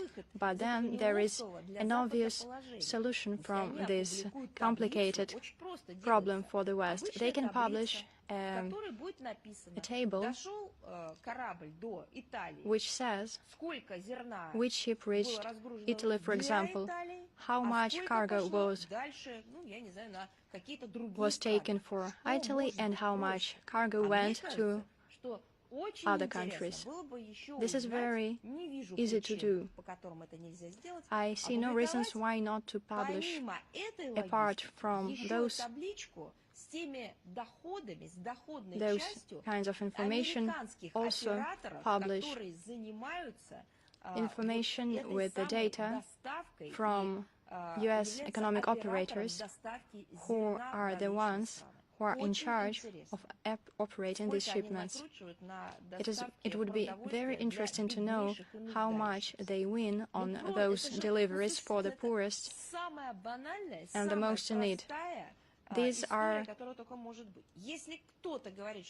some very easy steps to take. If someone says that the grain is not going to the needed destination, then we just need to have a look at the routes. We live in a world where any person can follow the movement, for example, of a plane using relevant applications. This is not some kind of secret information. You can follow live the routes of ships. You can see what cargo was delivered and where. There are videos and other materials. For some reason, they do not do it, and we recommend they actually do it because they put in question our actions, and these questions are multiplying. You will agree with me that it is very easy to publish this information. If you delivered the cargo to an EU country, write how much did you live in the Netherlands, where it went further, and which cargo that reached the Netherlands was sent to other destinations. Then everyone would be aware of what is happening. There are no secrets unless there are some kinds of machinations. These are not shipments of radiological residues which could be targeted by terrorists. These are fertilizers that have already been delivered, so tracking of those cargoes does not suppose any threat to anyone. There are delivery services all over the world. They are now using tracking systems, and they see what cargoes reach which destination. When you make a delivery from another country or within a country, you can see cargo has been created, it has been sent, the cargo has left the origin point. It might be a warehouse or some other facilities. The cargo reached this destination, it was sent to that destination, and when finally it reaches its final destination, you can take this cargo. The same thing can be done with the grain, but they are unable to because they themselves took this grain. Thank you. And the third question. On the 13th of September, the UNGA started its work. It is expected that there will be attempts to create a mechanism that would allow to deprive Russia of its status of the UN Security Council permanent member. Is Moscow ready for such actions? I believe you should give a Nobel Prize in mathematics to the person who develops such a mechanism. 100% sure. A mechanism to deprive us of a status of a UN Security Council permanent member. I will disclose a secret. If we are talking about law, this is untenable. Russia can be deprived of a status of a permanent member of the UN Security Council only by introducing the relevant changes to the UN Charter. For that, it is necessary for 2/3 of UNGA members to vote in favor. Then, those amendments have to be ratified by 2/3 of member states, including all the UN Security Council permanent members, one of which our country is. So, everything is quite clear. There is no other legal way to carry out such a plan. It does not exist. Do you know why? Because, once again, speaking of history, we can take extractions, we can try to manipulate, we can rename things or coin terms that do not exist, but every time that a person does that, he cannot reach he cannot achieve anything. We should not think about someone's fantasies about expelling Russia from the United Nations. We should remember why the United Nations was created at the outset. It was created to minimize the consequences, the possible consequences of aggressive scenarios, to prevent war and its horrors. This is why, based on the analysis of historical best practices and best internal state practices, a whole organization was created that was called the United Nations. It had its own General Assembly. I see it as a legislative kind of a body, the Security Council, which in one way or another fulfills the functions of the executive power. It has its own secretariat. It has a widespread family of different organizations and agencies, so that every country, on an equal basis, on the basis of law, had the opportunity and possibility, theoretical and practical, to defend its interests, to safeguard its interests and its security, and to solve the problems that it has with other countries through peaceful ways. What happened and what failed right now, we can observe. Attempts that you mentioned to twist the whole initial system, to turn it into a tool that would be of unilateral use, is a suicide, but not for the United Nations. The United Nations only reflects us all. This is a suicide for those who decides to do it. The unipolar world is a dead end. Only a harmonically coexisting world has a chance to live. Can I add? There is a precedent of vote of the HRC in the United Nations, where the necessary number of votes was acquired. Well, of course you can even just close the doors, put guards, and only allow in those who they want to see. Theoretically, that is also possible.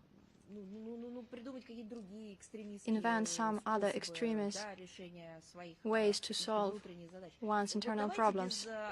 Let us not resort to apocalyptic ideas. In that case, we would not be dealing with the United Nations, but rather with something quite different. You and I understand very well that the United Nations was created for a specific purpose.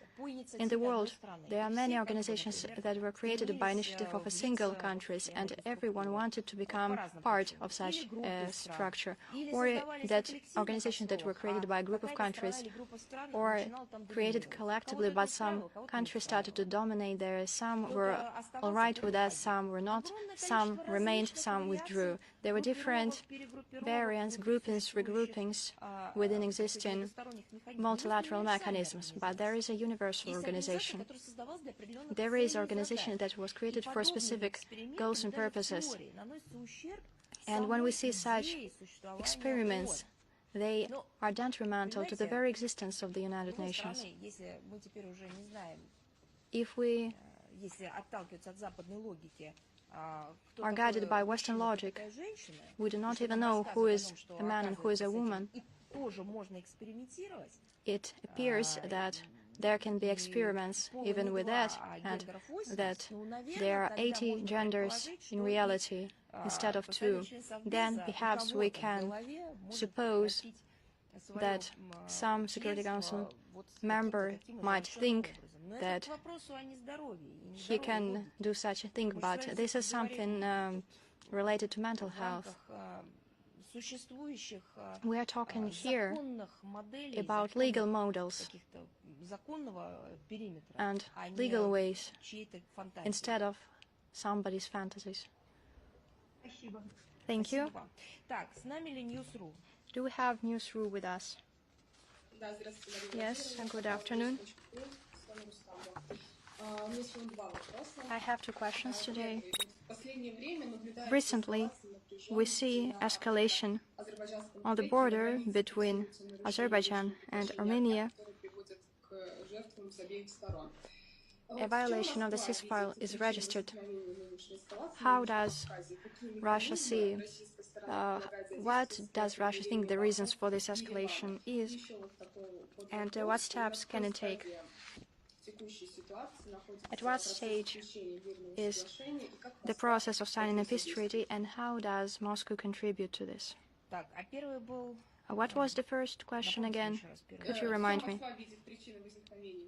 What are the reasons of the current escalation according to Moscow, and what mechanisms does Moscow propose to contribute to reconciliation between Azerbaijan and Armenia? In spite of this escalation and expert analysis of what happened, works to prepare a peace treaty between Azerbaijan and Armenia has not stopped, and perhaps that is the main priority. Russia provides the necessary assistance. The special representative of the minister on contributing to reconciliation, Igor Khabayev, visited Baku on the 8th and 9th of September and Yerevan on the 13th and 14th of September. The main topic of negotiations was related to the project of the peace treaty. We seek to reconcile the positions of the parties, and we assure you that we will continue to make those efforts.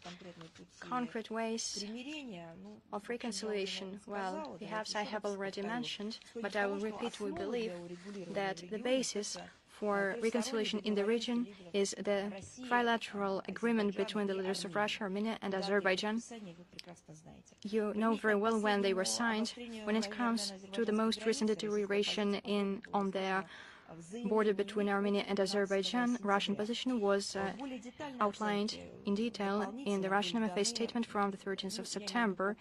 More detailed evaluations when it comes to normalization between Yerevan and Baku were made on the 14th of September in the interview of the director of the CS countries Force Department, Denis Goncharov's interview to Russia Сегодня agency.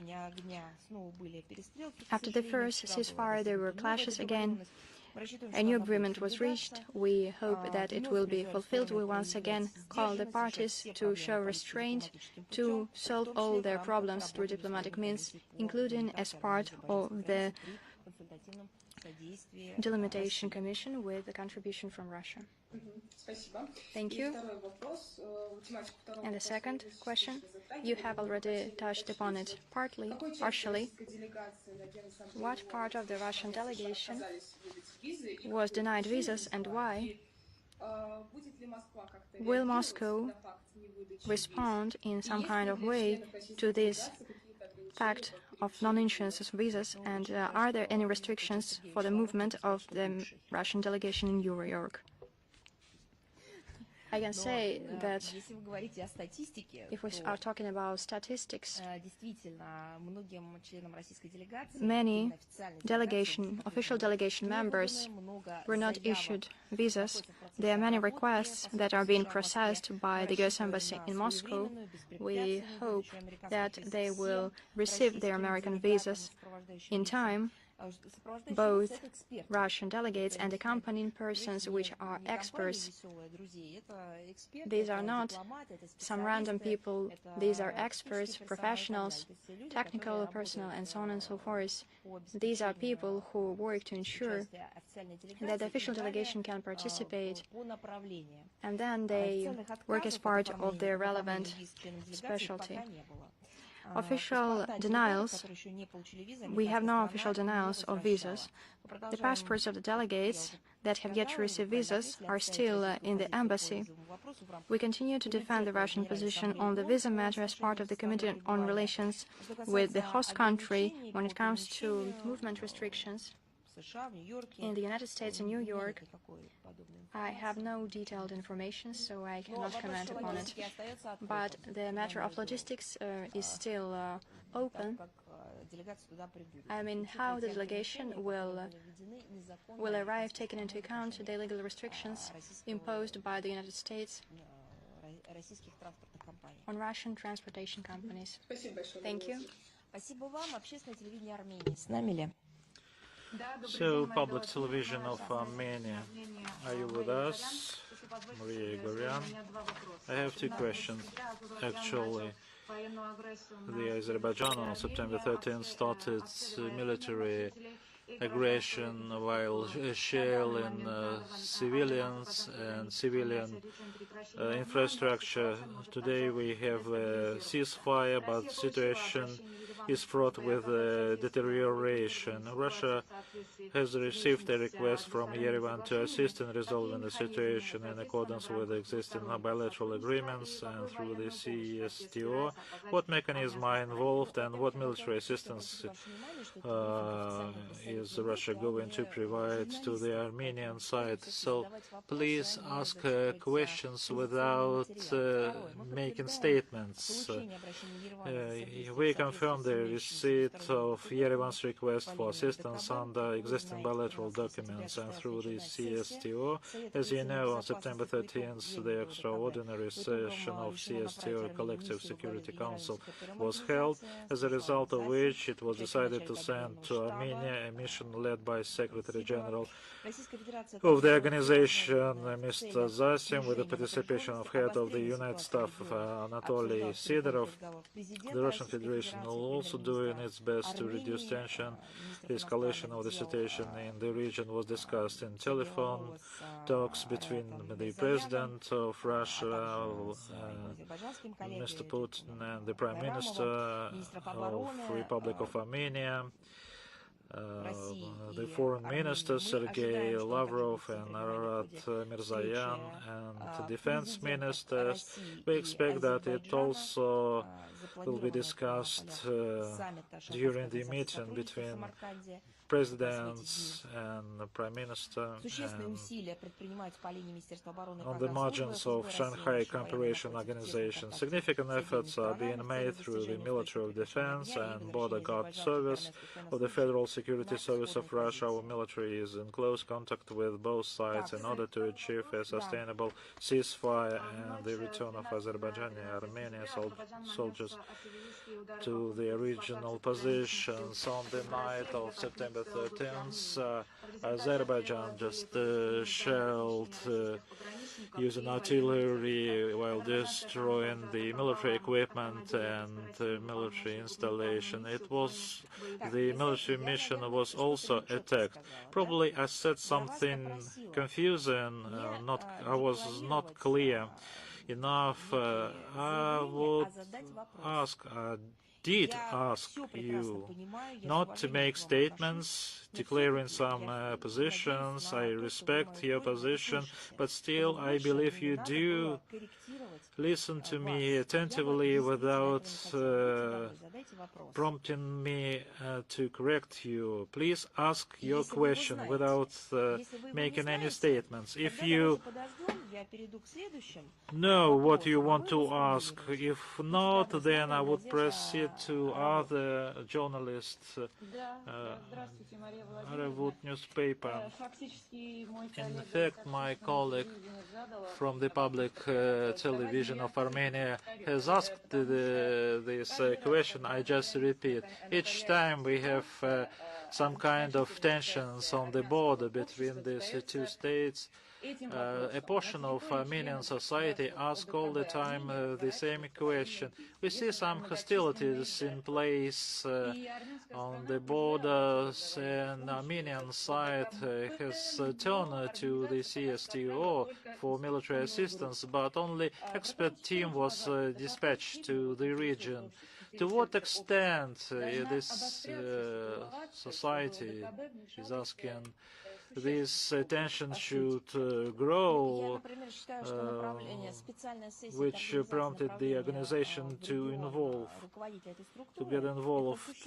The dispatching of this expert team is quite significant effort of the potential of this organization, and it's not, I believe, that this question should not be addressed to Russia just for this simple reason, because over 2 years our country has done a lot, has contributed a lot in order to try to resolve this long-standing crisis, and it's done not on the paper and not because of the political declarations and statements. Of course they are important, because you for your part asking for this clarity, political clarity. It has been done on the ground by our military, our politicians, through the interaction with both countries, Armenia and Azerbaijan, and using the whole set of measures. I understand pretty well when we are talking about quite volatile situation, difficult situation, which are fraught with tragic outcomes. Of course, everyone to have a magic wand to resolve immediately this crisis overnight, but this is just our dreams. Our task is just to combine our efforts in order to get this puzzle set. What Russia had to use, it has been used.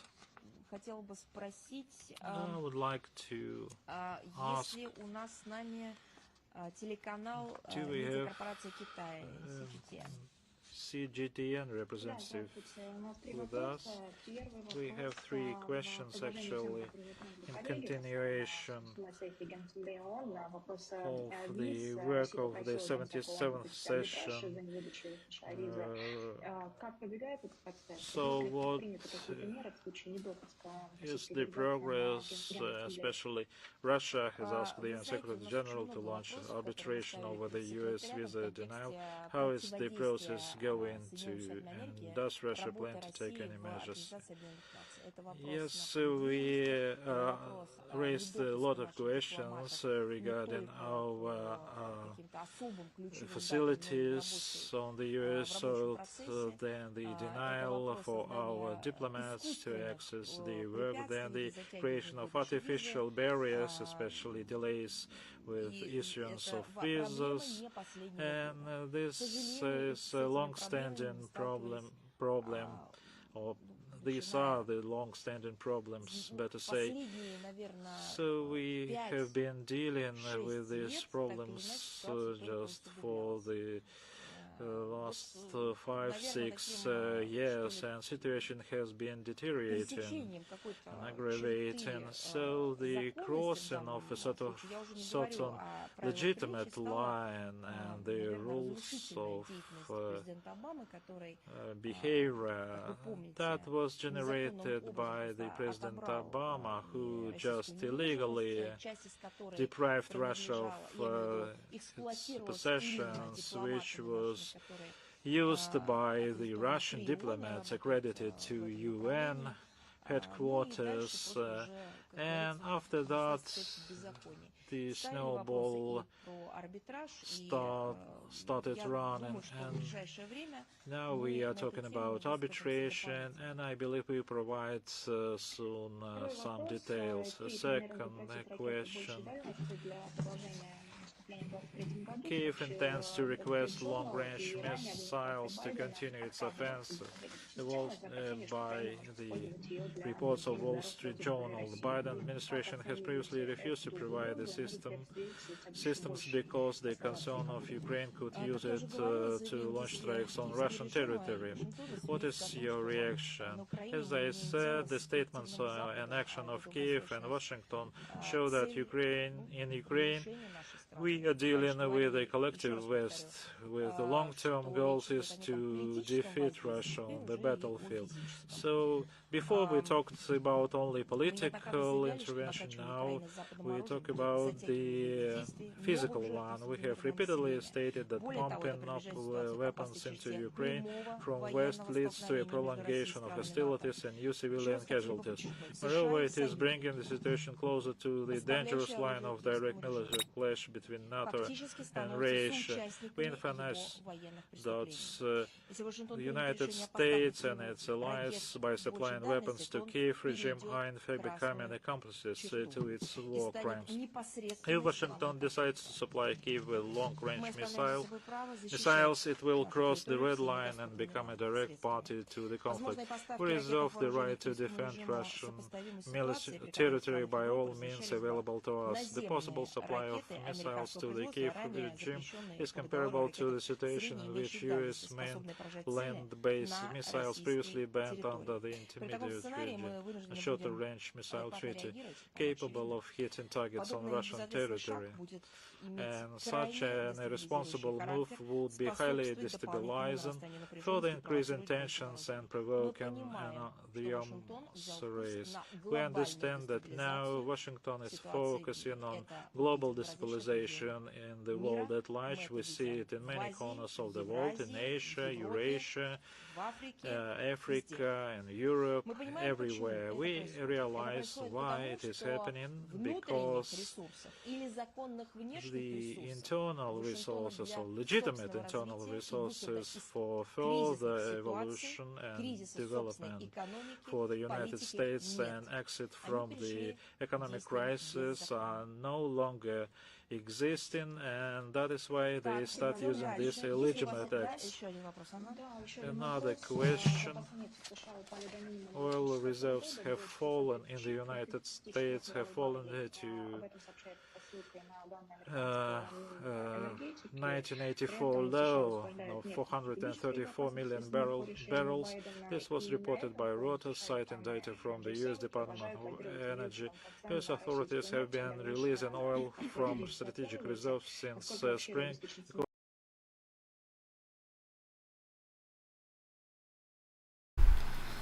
Bon, on a quasiment fini, là. Elle parlait de l'huile, là.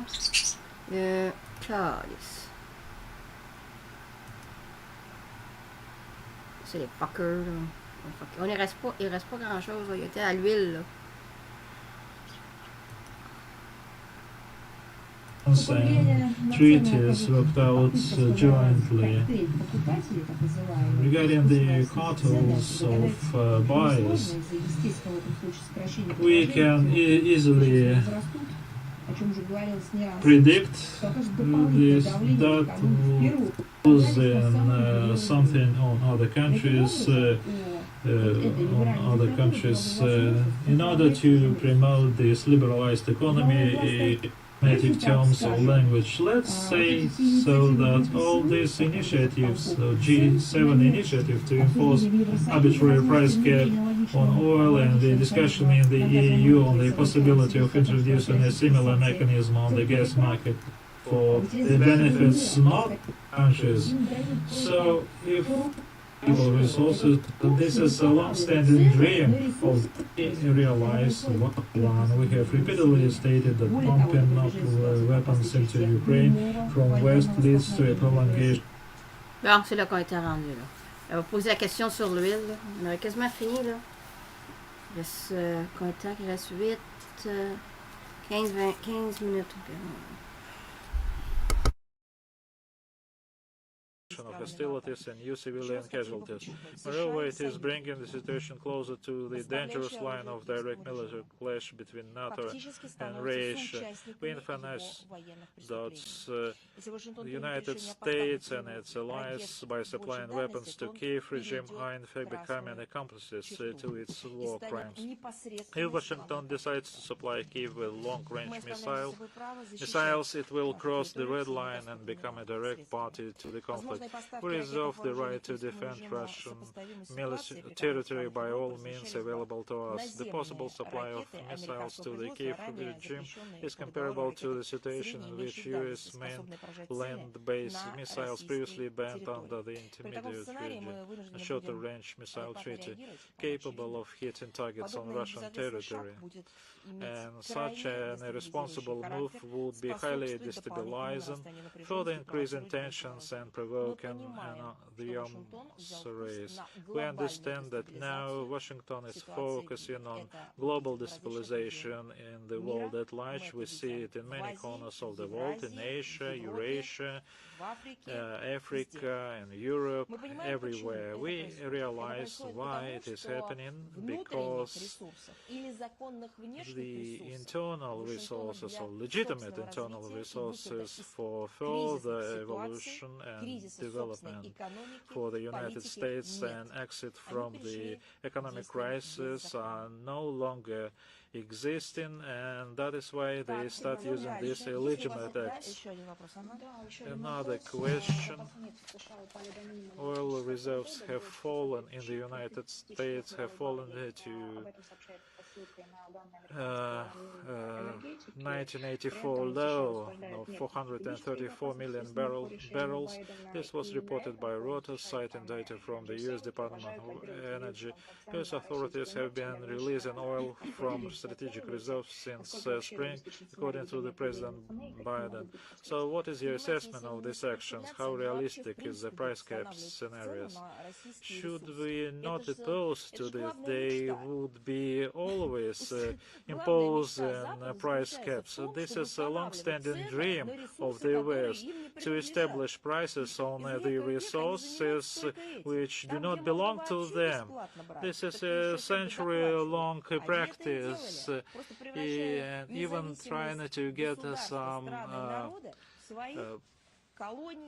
cap payments. And they have been practicing this in all the countries, colonies, semi-colonies. If someone believes that it's not possible, but for the centuries they have been pumping out all resources in numerous quantities from all the countries and continents which they didn't border, and that was done by the Western countries. Now they started implementing the B plan. Now it is it's done under the pretext of the installing a price cap scenario. It is called rather the control on the resources. We shouldn't use these English language terms. This is just the people who are not entitled to use other people resources to manage these resources and to use these resources. So look at the Syrian scenario when they pump out Syrian oil. U.S. side occupied Syrian territory, rich in oil, and without any legal right, and they pumping up the Syrian oil and supply it to other countries. So if they have the freedom of action, then they just do it. If they are not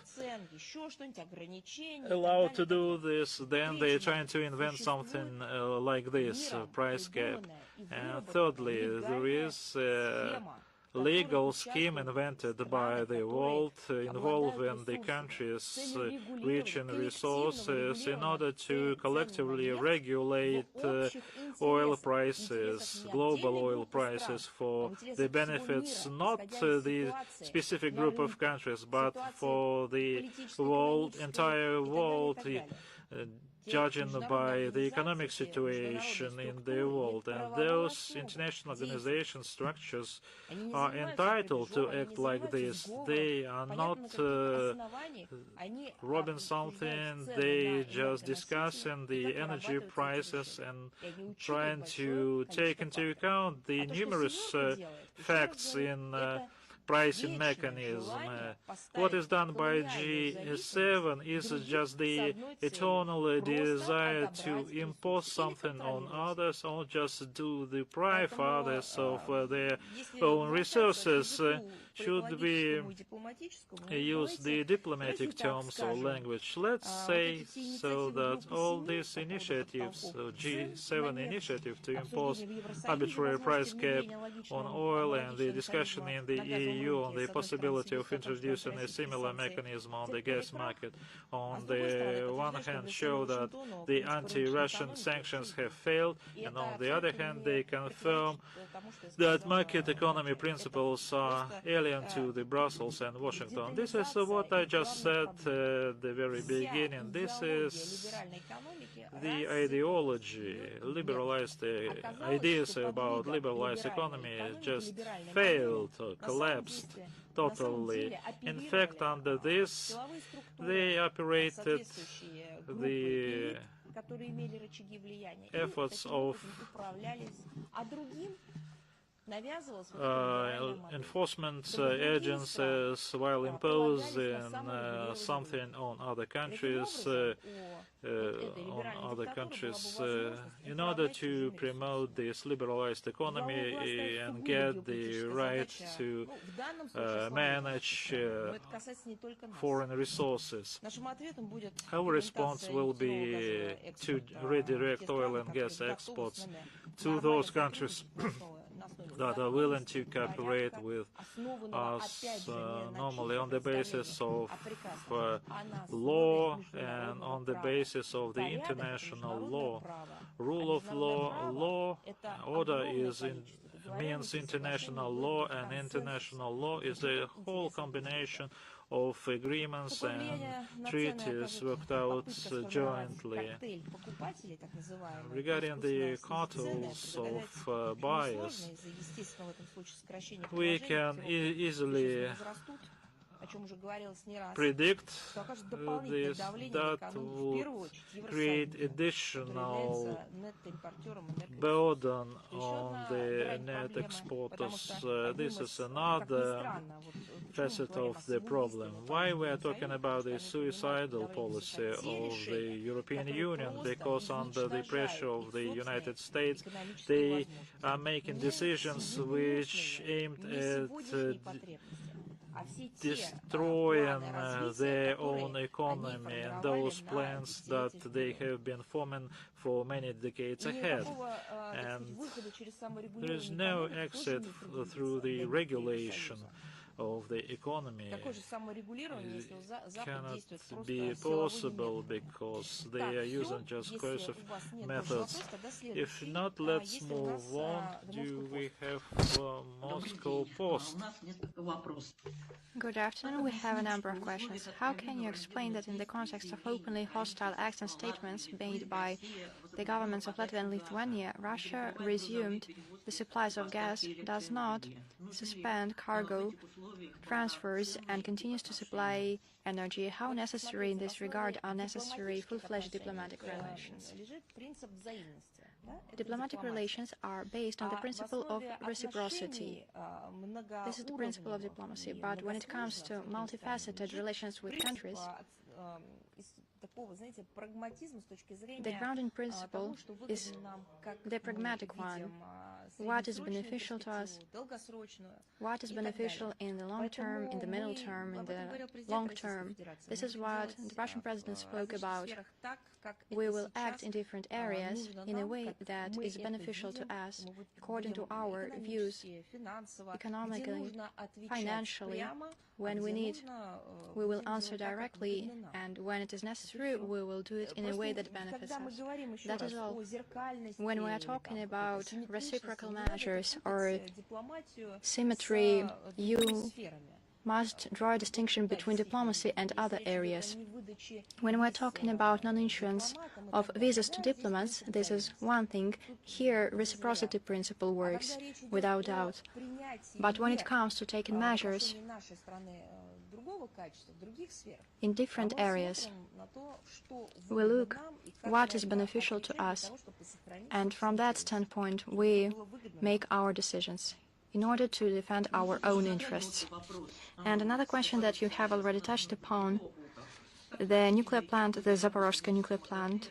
How do you evaluate the results of the IAEA mission's work? I will not go into detail because the President of the Russian Federation gave his own assessment, and additionally we have published many materials.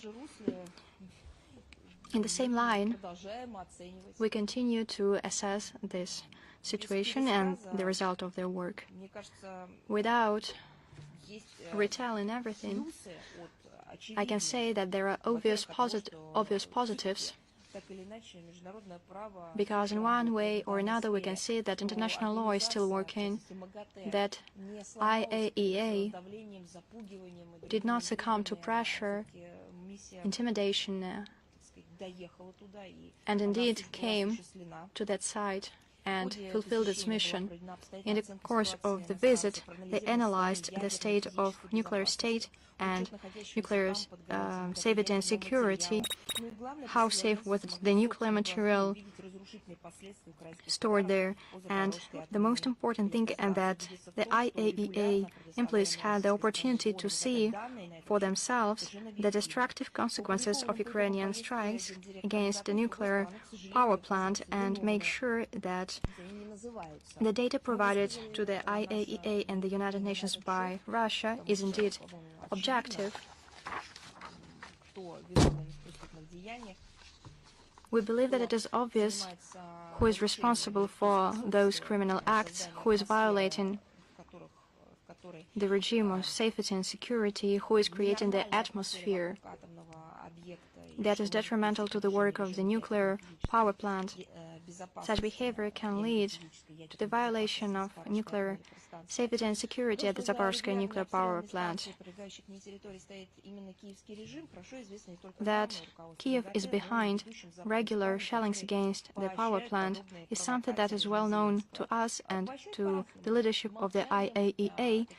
Western countries also are aware of that, but they stimulate such provocations by remaining silent. We understand the position of Rafael Grossi as a leader of an international organization, but in the current situation we have to call things by their own names.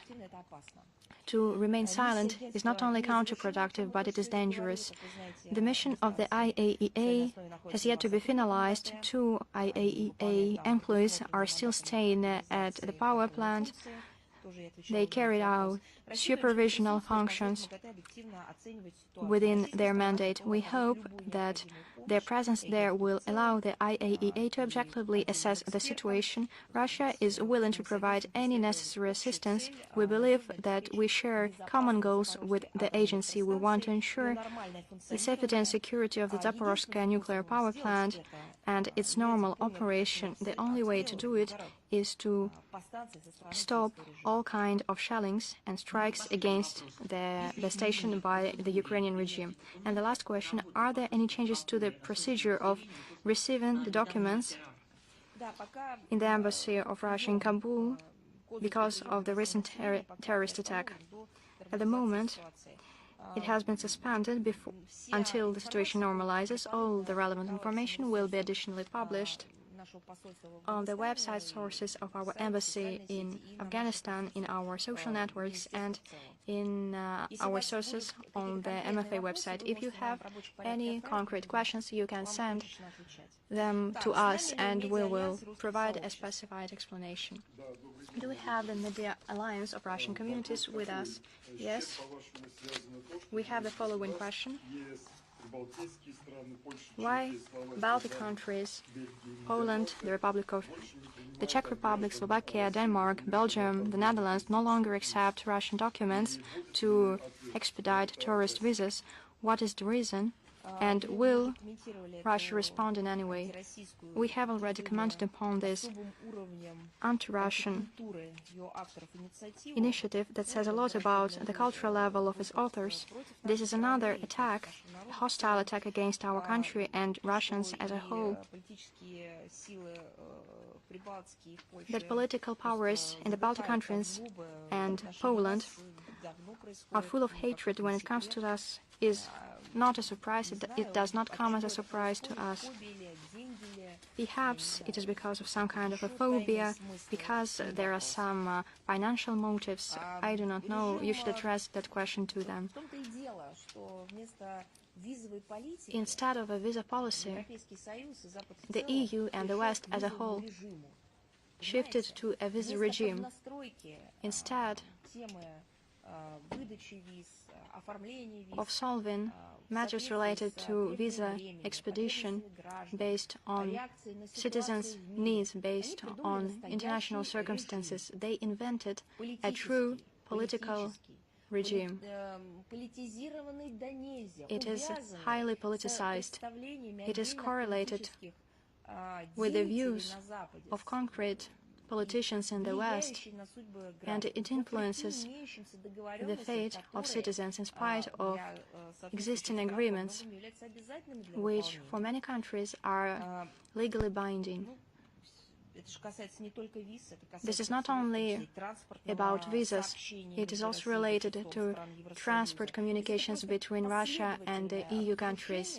They are consistently destroying relations with our country in spite of all we did together in Eurasia. Why we have mentioned it today? This is the dictatorship of liberalism, dictatorship of American imperialistic mentality, their desire to control everything from a single point, desire to punish all those at their own discretion for what they call a lack of loyalty. All this led to their self-isolation from our country. The EU hid their own tourism industry, they hid the income of their own companies, the well-being of their own citizens. Energy, business, energy is related to warmth in household. This is a necessity. Tourism is related to income, income that can be redirected to development, development of everything, cities, towns,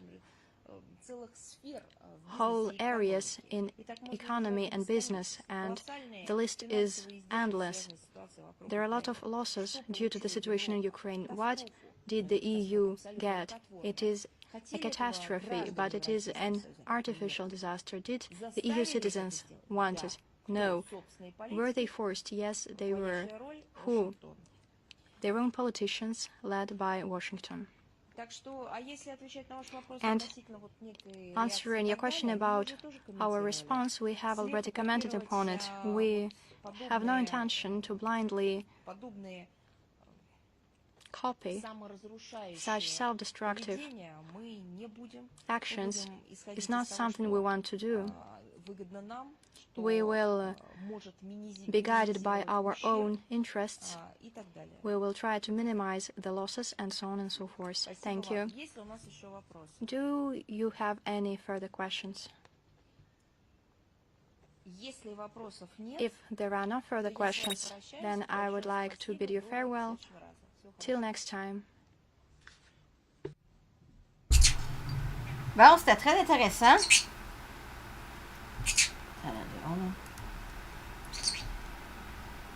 Je l'écoutais tellement que j'ai manqué j'ai oublié que ça finissait. Il y a eu beaucoup de questions sur des sujets comme les visas, puis j'ai tout pris en note là, pour vous aider à comprendre ça. Là. Parce qu'elle, elle parle beaucoup des choses historiques. Hein? Elle est très forte en histoire, elle. She's very extremely knowledgeable lady. She talks a lot about history.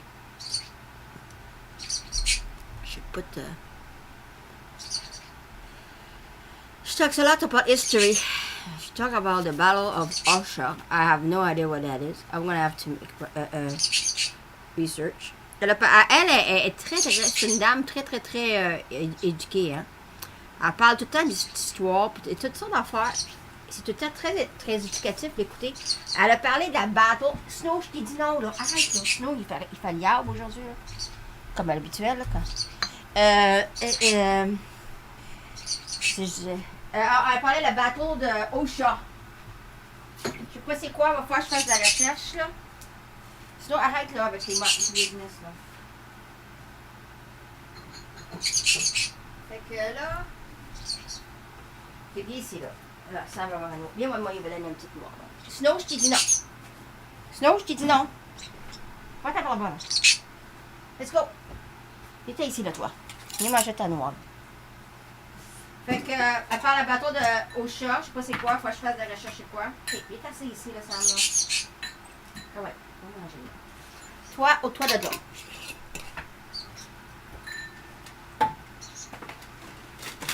Bon, va-t'en là-bas, là, ça. Bon, fait que là, bon, là, je vais recommencer au début. Je vais partir de ce que je suis. Elle a eu des questions sur le IAEA. Elle voulait savoir qu'est-ce qu'il y avait avec le IAEA. Elle a dit que fallait que le monde adresse leurs questions à l'IAEA. Elle a eu 2 questions là-dessus, puis elle a dit que la dernière question était que au moins on voit que la loi internationale continue à être observée parce que là, il y a l'AEI a été même quand même, il y avait des hostilités, ils ont été. Fait qu'elle dit ça, c'est bon. Fait que là, elle dit c'est monsieur Grossi qui s'appelle, je me trompe pas, qui était en charge de tout ça. Puis encore là, elle a dit, ben posez des questions aux autres, on va voir comment ça va continuer tout ça. Fait que puis elle a dit que oui, notre position était claire là-dessus, qu'il aurait dû dire qui étaient les culprits dans l'histoire. Elle a dit. Ça, on le savait. Je l'avais dit. Là, ça a l'air qu'il y a beaucoup de problèmes. Il y a un problème avec les visas, mais ça, on le savait. Il a arrêté. Et le EU, il ne veut plus donner de visa aux Russes. Puis là, il paraît qu'il y a un problème avec les visas en plus à New York, des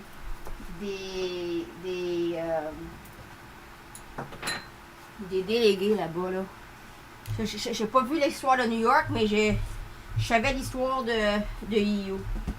Puis là, ils disent, est-ce qu'on va faire pareil? On va-tu couper les visas aux Américains? Elle a dit absolument pas. Puis ça avait déjà été dit, ça. Elle a dit non. Elle a dit les visas. Elle a dit nous autres, on n'est pas comme les autres, on se détruit pas, nous autres. Elle dit tout le monde sont bienvenus de venir en Russie. Puis ils vont tous avoir leur check-up comme à l'habituel. Si c'est pas des criminels, ils sont la bienvenue. Elle a dit nous autres, on n'est pas comme ça. Puis elle a eu plusieurs questions sur les visas. Hein. Elle a eu plusieurs questions sur les visas. Là, il a dit, ben là, Lithuania, puis là, il a dit New York, puis là, il a dit, ben là, le EU, puis elle a dit, c'est eux autres qui s'autodétruisent. Puis c'est le vrai. Elle dit, ils tuent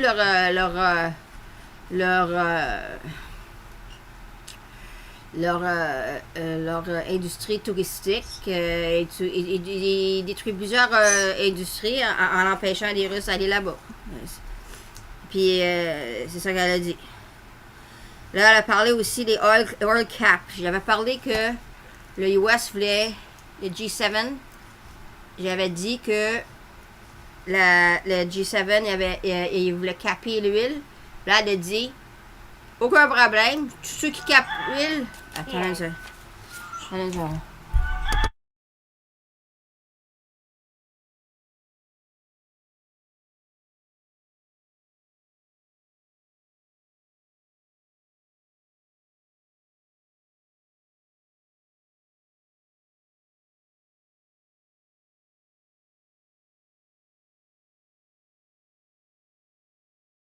Bon, fait que, elle a dit... Où est-ce que je t'ai rendu?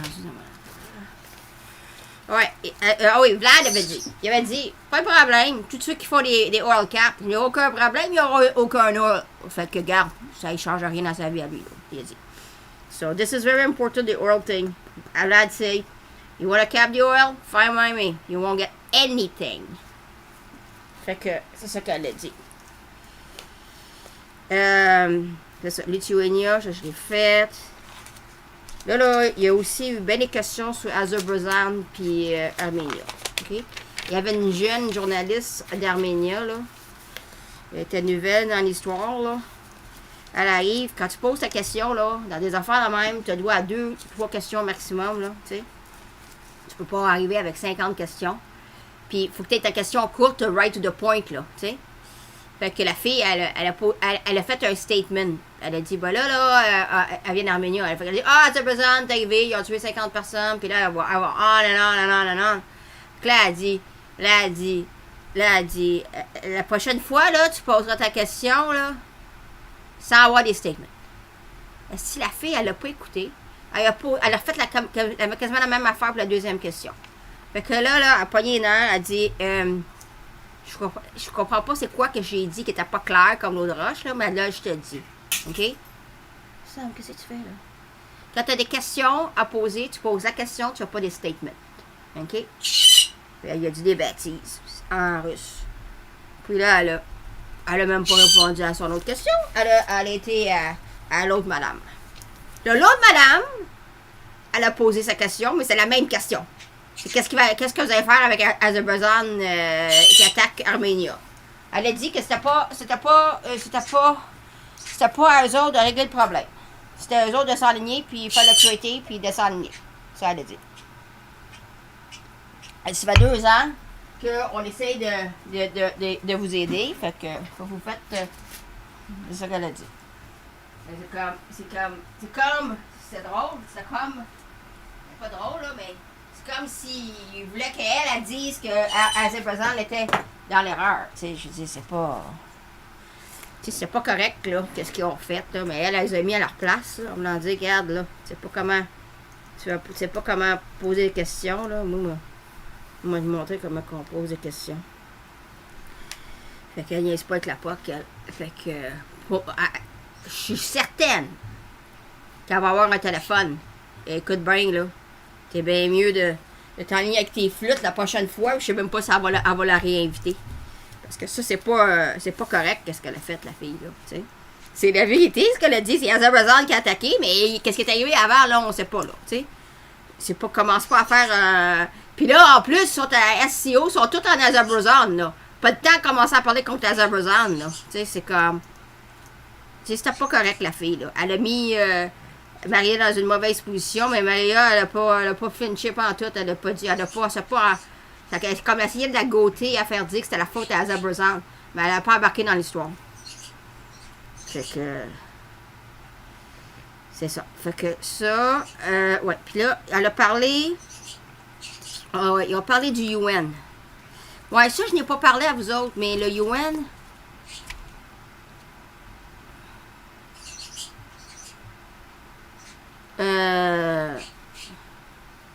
Oui, mais Vlad, je suis sûr qu'il a dit allez, venez-vous avec vos flûtes. Là. Je lui ai parlé de ça cette semaine. J'ai dit Vlad, il va dire.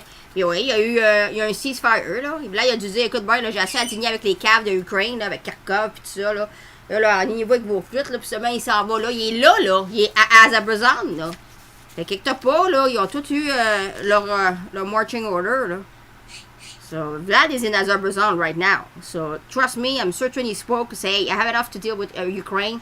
And get your act together. You know what I'm saying? Je suis certain qu'il a dit, inquiète pas, ils nous diront pas toute la patente, là. They're not going to tell us all, but I'm telling you. Là, j'avais entendu un peu parler de ça. I heard about it a bit, but it was so crazy that I didn't think that it was true. Là, j'avais entendu parler de ça, mais j'ai trouvé que c'était tellement fou que j'ai pas parlé. Mais ça a l'air que il y a le UNGA, là, je sais pas quoi. Mais ça a l'air qu'ils veulent enlever la Russie du UN de Security. Ils vont enlever leur vote, quelque chose du genre. Je suis pas sûre, là, la patente.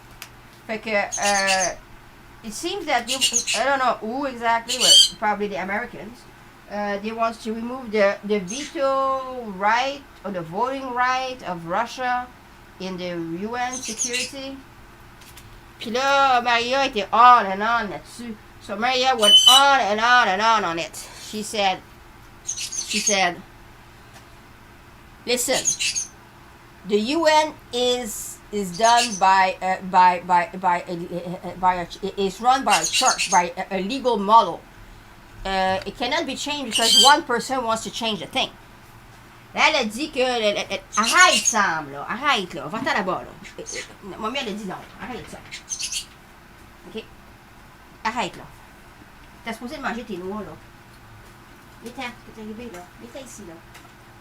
Viens-t'en ici. Je t'ai dit, arrête, là. Arrête. Arrête. Va t'asseoir ici, va manger tes noix, là. Laisse finir mes choses. Fait qu'elle a dit que tu peux pas arriver, le monde peut pas arriver puis changer des affaires sur du UN de même, là. Elle dit, c'est géré par un modèle légal. Ça a une charte, cette affaire-là, là. Tu peux pas arriver de même, là, parce que ça ne tente pas que la Russie... Elle dit, sinon, ça sera plus le UN. Elle dit, or else it won't be the UN. It will be something, called something else. It's not the United Nations, it's the other thing. C'est ce que je veux dire? Elle l'a dit. Elle a tout bien expliqué ça en détail, là. Ouais, il y a eu... elle a parlé aussi... Arrête, Sam, je t'ai demandé d'arrêter, là. Arrête. Là, tu vas aller dans ton lit, là. Tu vas arrêter. T'as mal à l'oreille. Vous l'entendez pas, vous autres, hein, mais il est à côté de moi, là, puis... il est en train de défoncer mon tympan. Bon, elle a parlé aussi du grain. OK. Là, on a parlé du grain, c'est moi que je n'ai parlé au début. Aussitôt qu'il est arrivé l'histoire du grain, je l'ai parlé plein de fois du grain. Vous savez qu'il n'y a aucun bateau, il y a eu 2 bateaux qui ont été en Afrique. Okay, she talked about the grain, you know, I talked about the grain too. There's only 2 boats that went to the, at the time, there were 2, I think now there's 4, anyway. Most of the grain went to Europe and not Africa, we all know that. Okay, these are UN numbers. And they were telling her, supposedly that somebody in New York or in the United States said that it was not true. So she said, well, the UN number on our website are from the UN. So just track the boat yourself. You can track the boat live. So just track them. And you'll know where they're going. And you can make your own judgment on the thing. Fait que là, elle a dit, écoute là, les chiffres là, qu'on a sur notre website, c'est les chiffres qu'on a pris du UN. Fait que regarde, elle dit, faites votre propre recherche. Elle dit, c'est pas compliqué à tracker. Nous, on équipe peut tracker les bateaux live. Elle dit, allez tracker le bateau pour aller faire votre propre assessment. Vous allez voir, c'est pas nous autres qui avons inventé les chiffres. C'est vrai, on le sait, je l'ai dit, je l'ai parlé toute la semaine. Mais elle est comique, elle me fait rire quand elle a dit ça. N'importe qui peut tracker les bateaux, je me l'ai dit à moi-même. Ah oui, c'est comme que moi je fais. J'ai dit à toi, c'est so funny. When she said, well, go and track them yourself, their life. I said, I know how. I've been doing it for a long time. It was funny. C'est ça. Fait que là, elle a parlé aussi de Moldova. Ça, c'est bizarre. Ça a l'air qu'il y a un problème, là. Ils ont coupé des avions à Moldova, là. Mais Moldova, ça va pas bien là-bas, là. Hein? Moldova, they're not looking good. I show you a city where they're revolting. And they actually are asking for the woman that's in charge of Moldova to resign. So supposedly they canceled the flights to Russia, and there's problem with the tickets. I'm not sure about the story, but the point is, she says, well, there's over 200 there's many Russians living there. So they just say that it's gonna be bad for them. Elle a dit, il y a plusieurs Russes qui restent là, là. Elle dit, ça va mal tourner pour eux autres. Comprends-tu?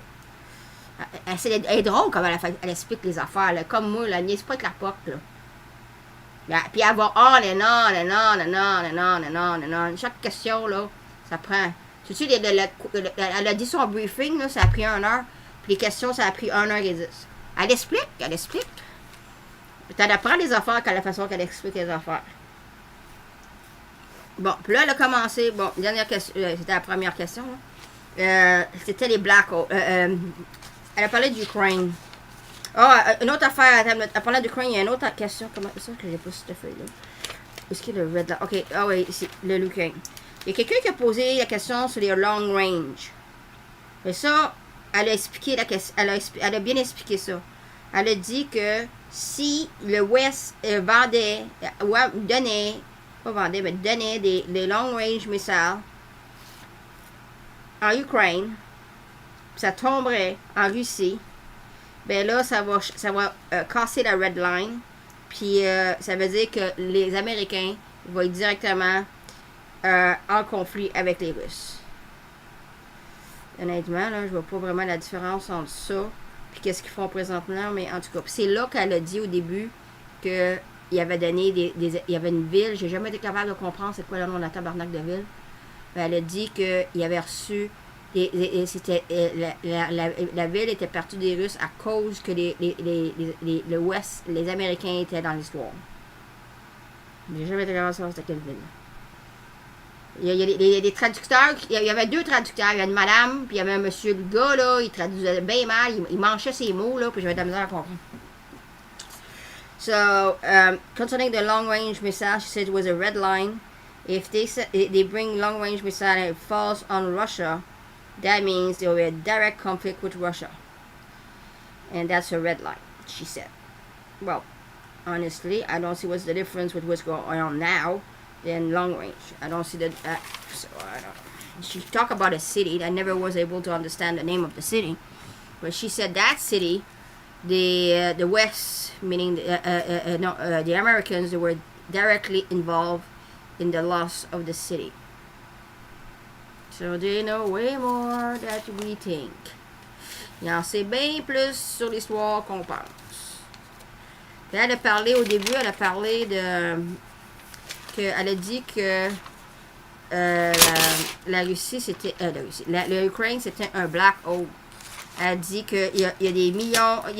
pas des millions, des milliards d'argent qui s'en va là-bas. Puis on n'a aucune idée où s'en va l'argent.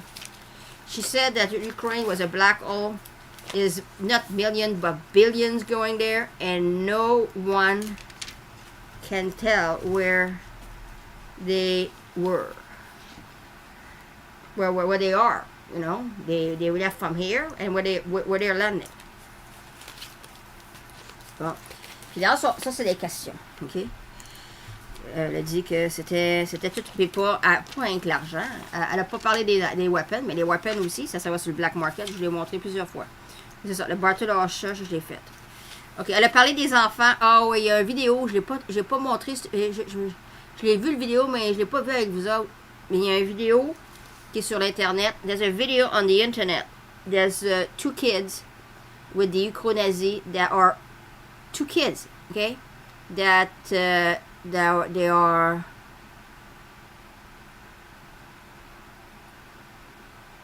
saying that they help kill Russian.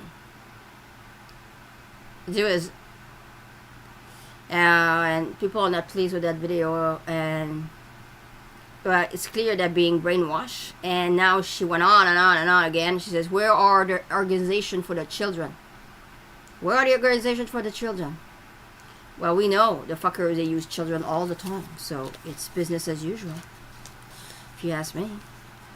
Bon, là, il y a une vidéo, puis si je le trouve, la vidéo, là, je vais le montrer, là. Pas là, mais une autre fois, là.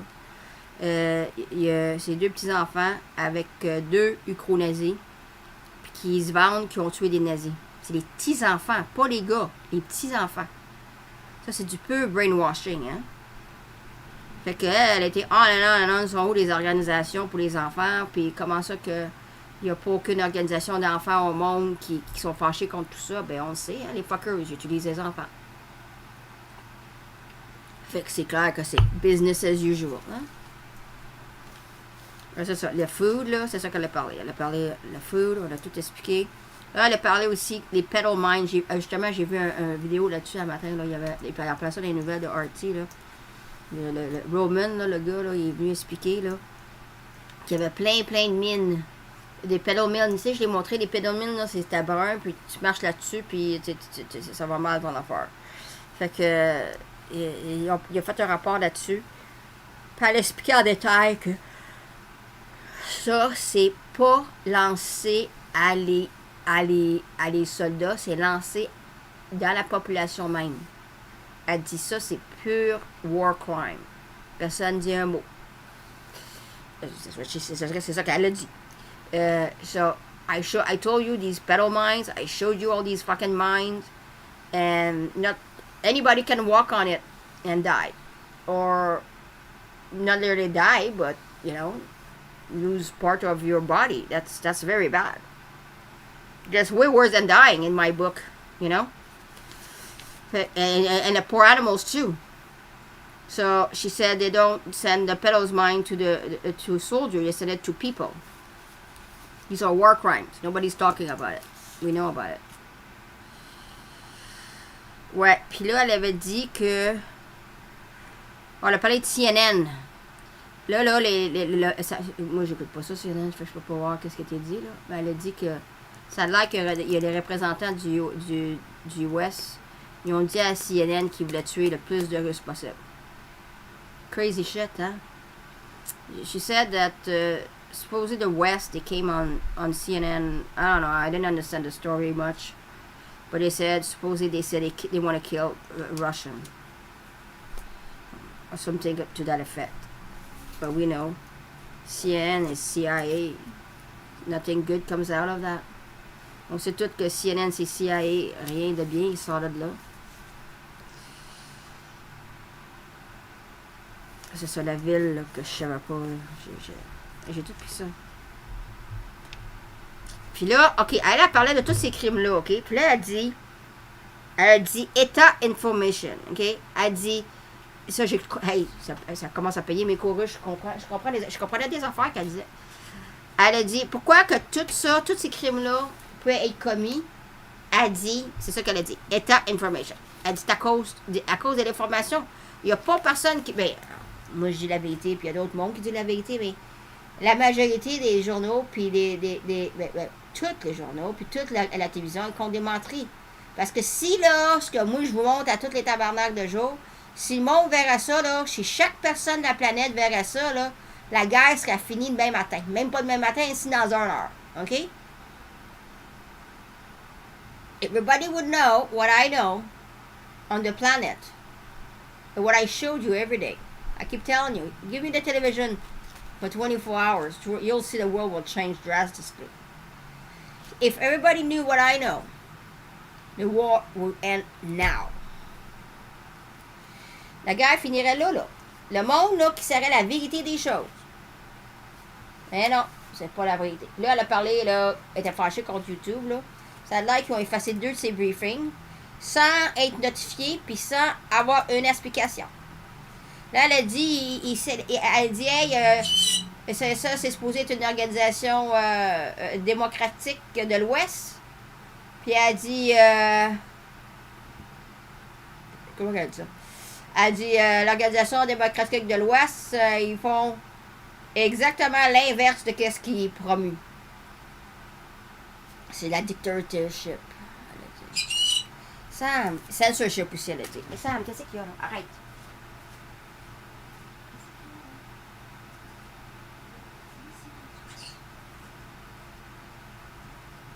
Concerning YouTube, there was 2 briefing of hers that's been cancelled, erased, with no notification and no explanation.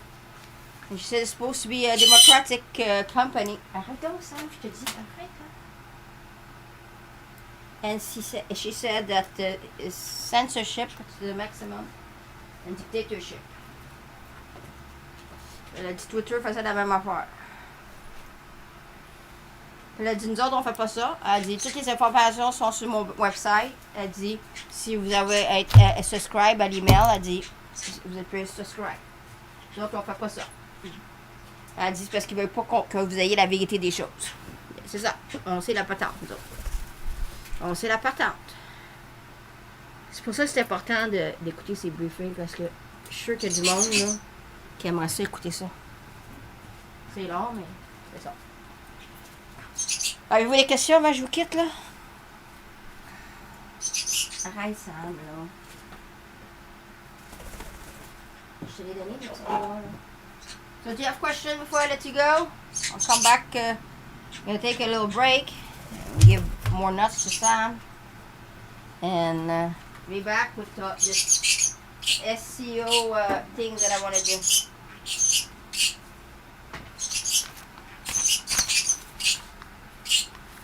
Bon, ben, on se voit tantôt. En tout cas, si vous avez des questions, on va poser tantôt. OK? Merci d'être venu, puis on se voit tantôt. Thank you for joining, and I'll see you later. You can ask your question then if you have more questions. Thanks for joining. I'll see you soon.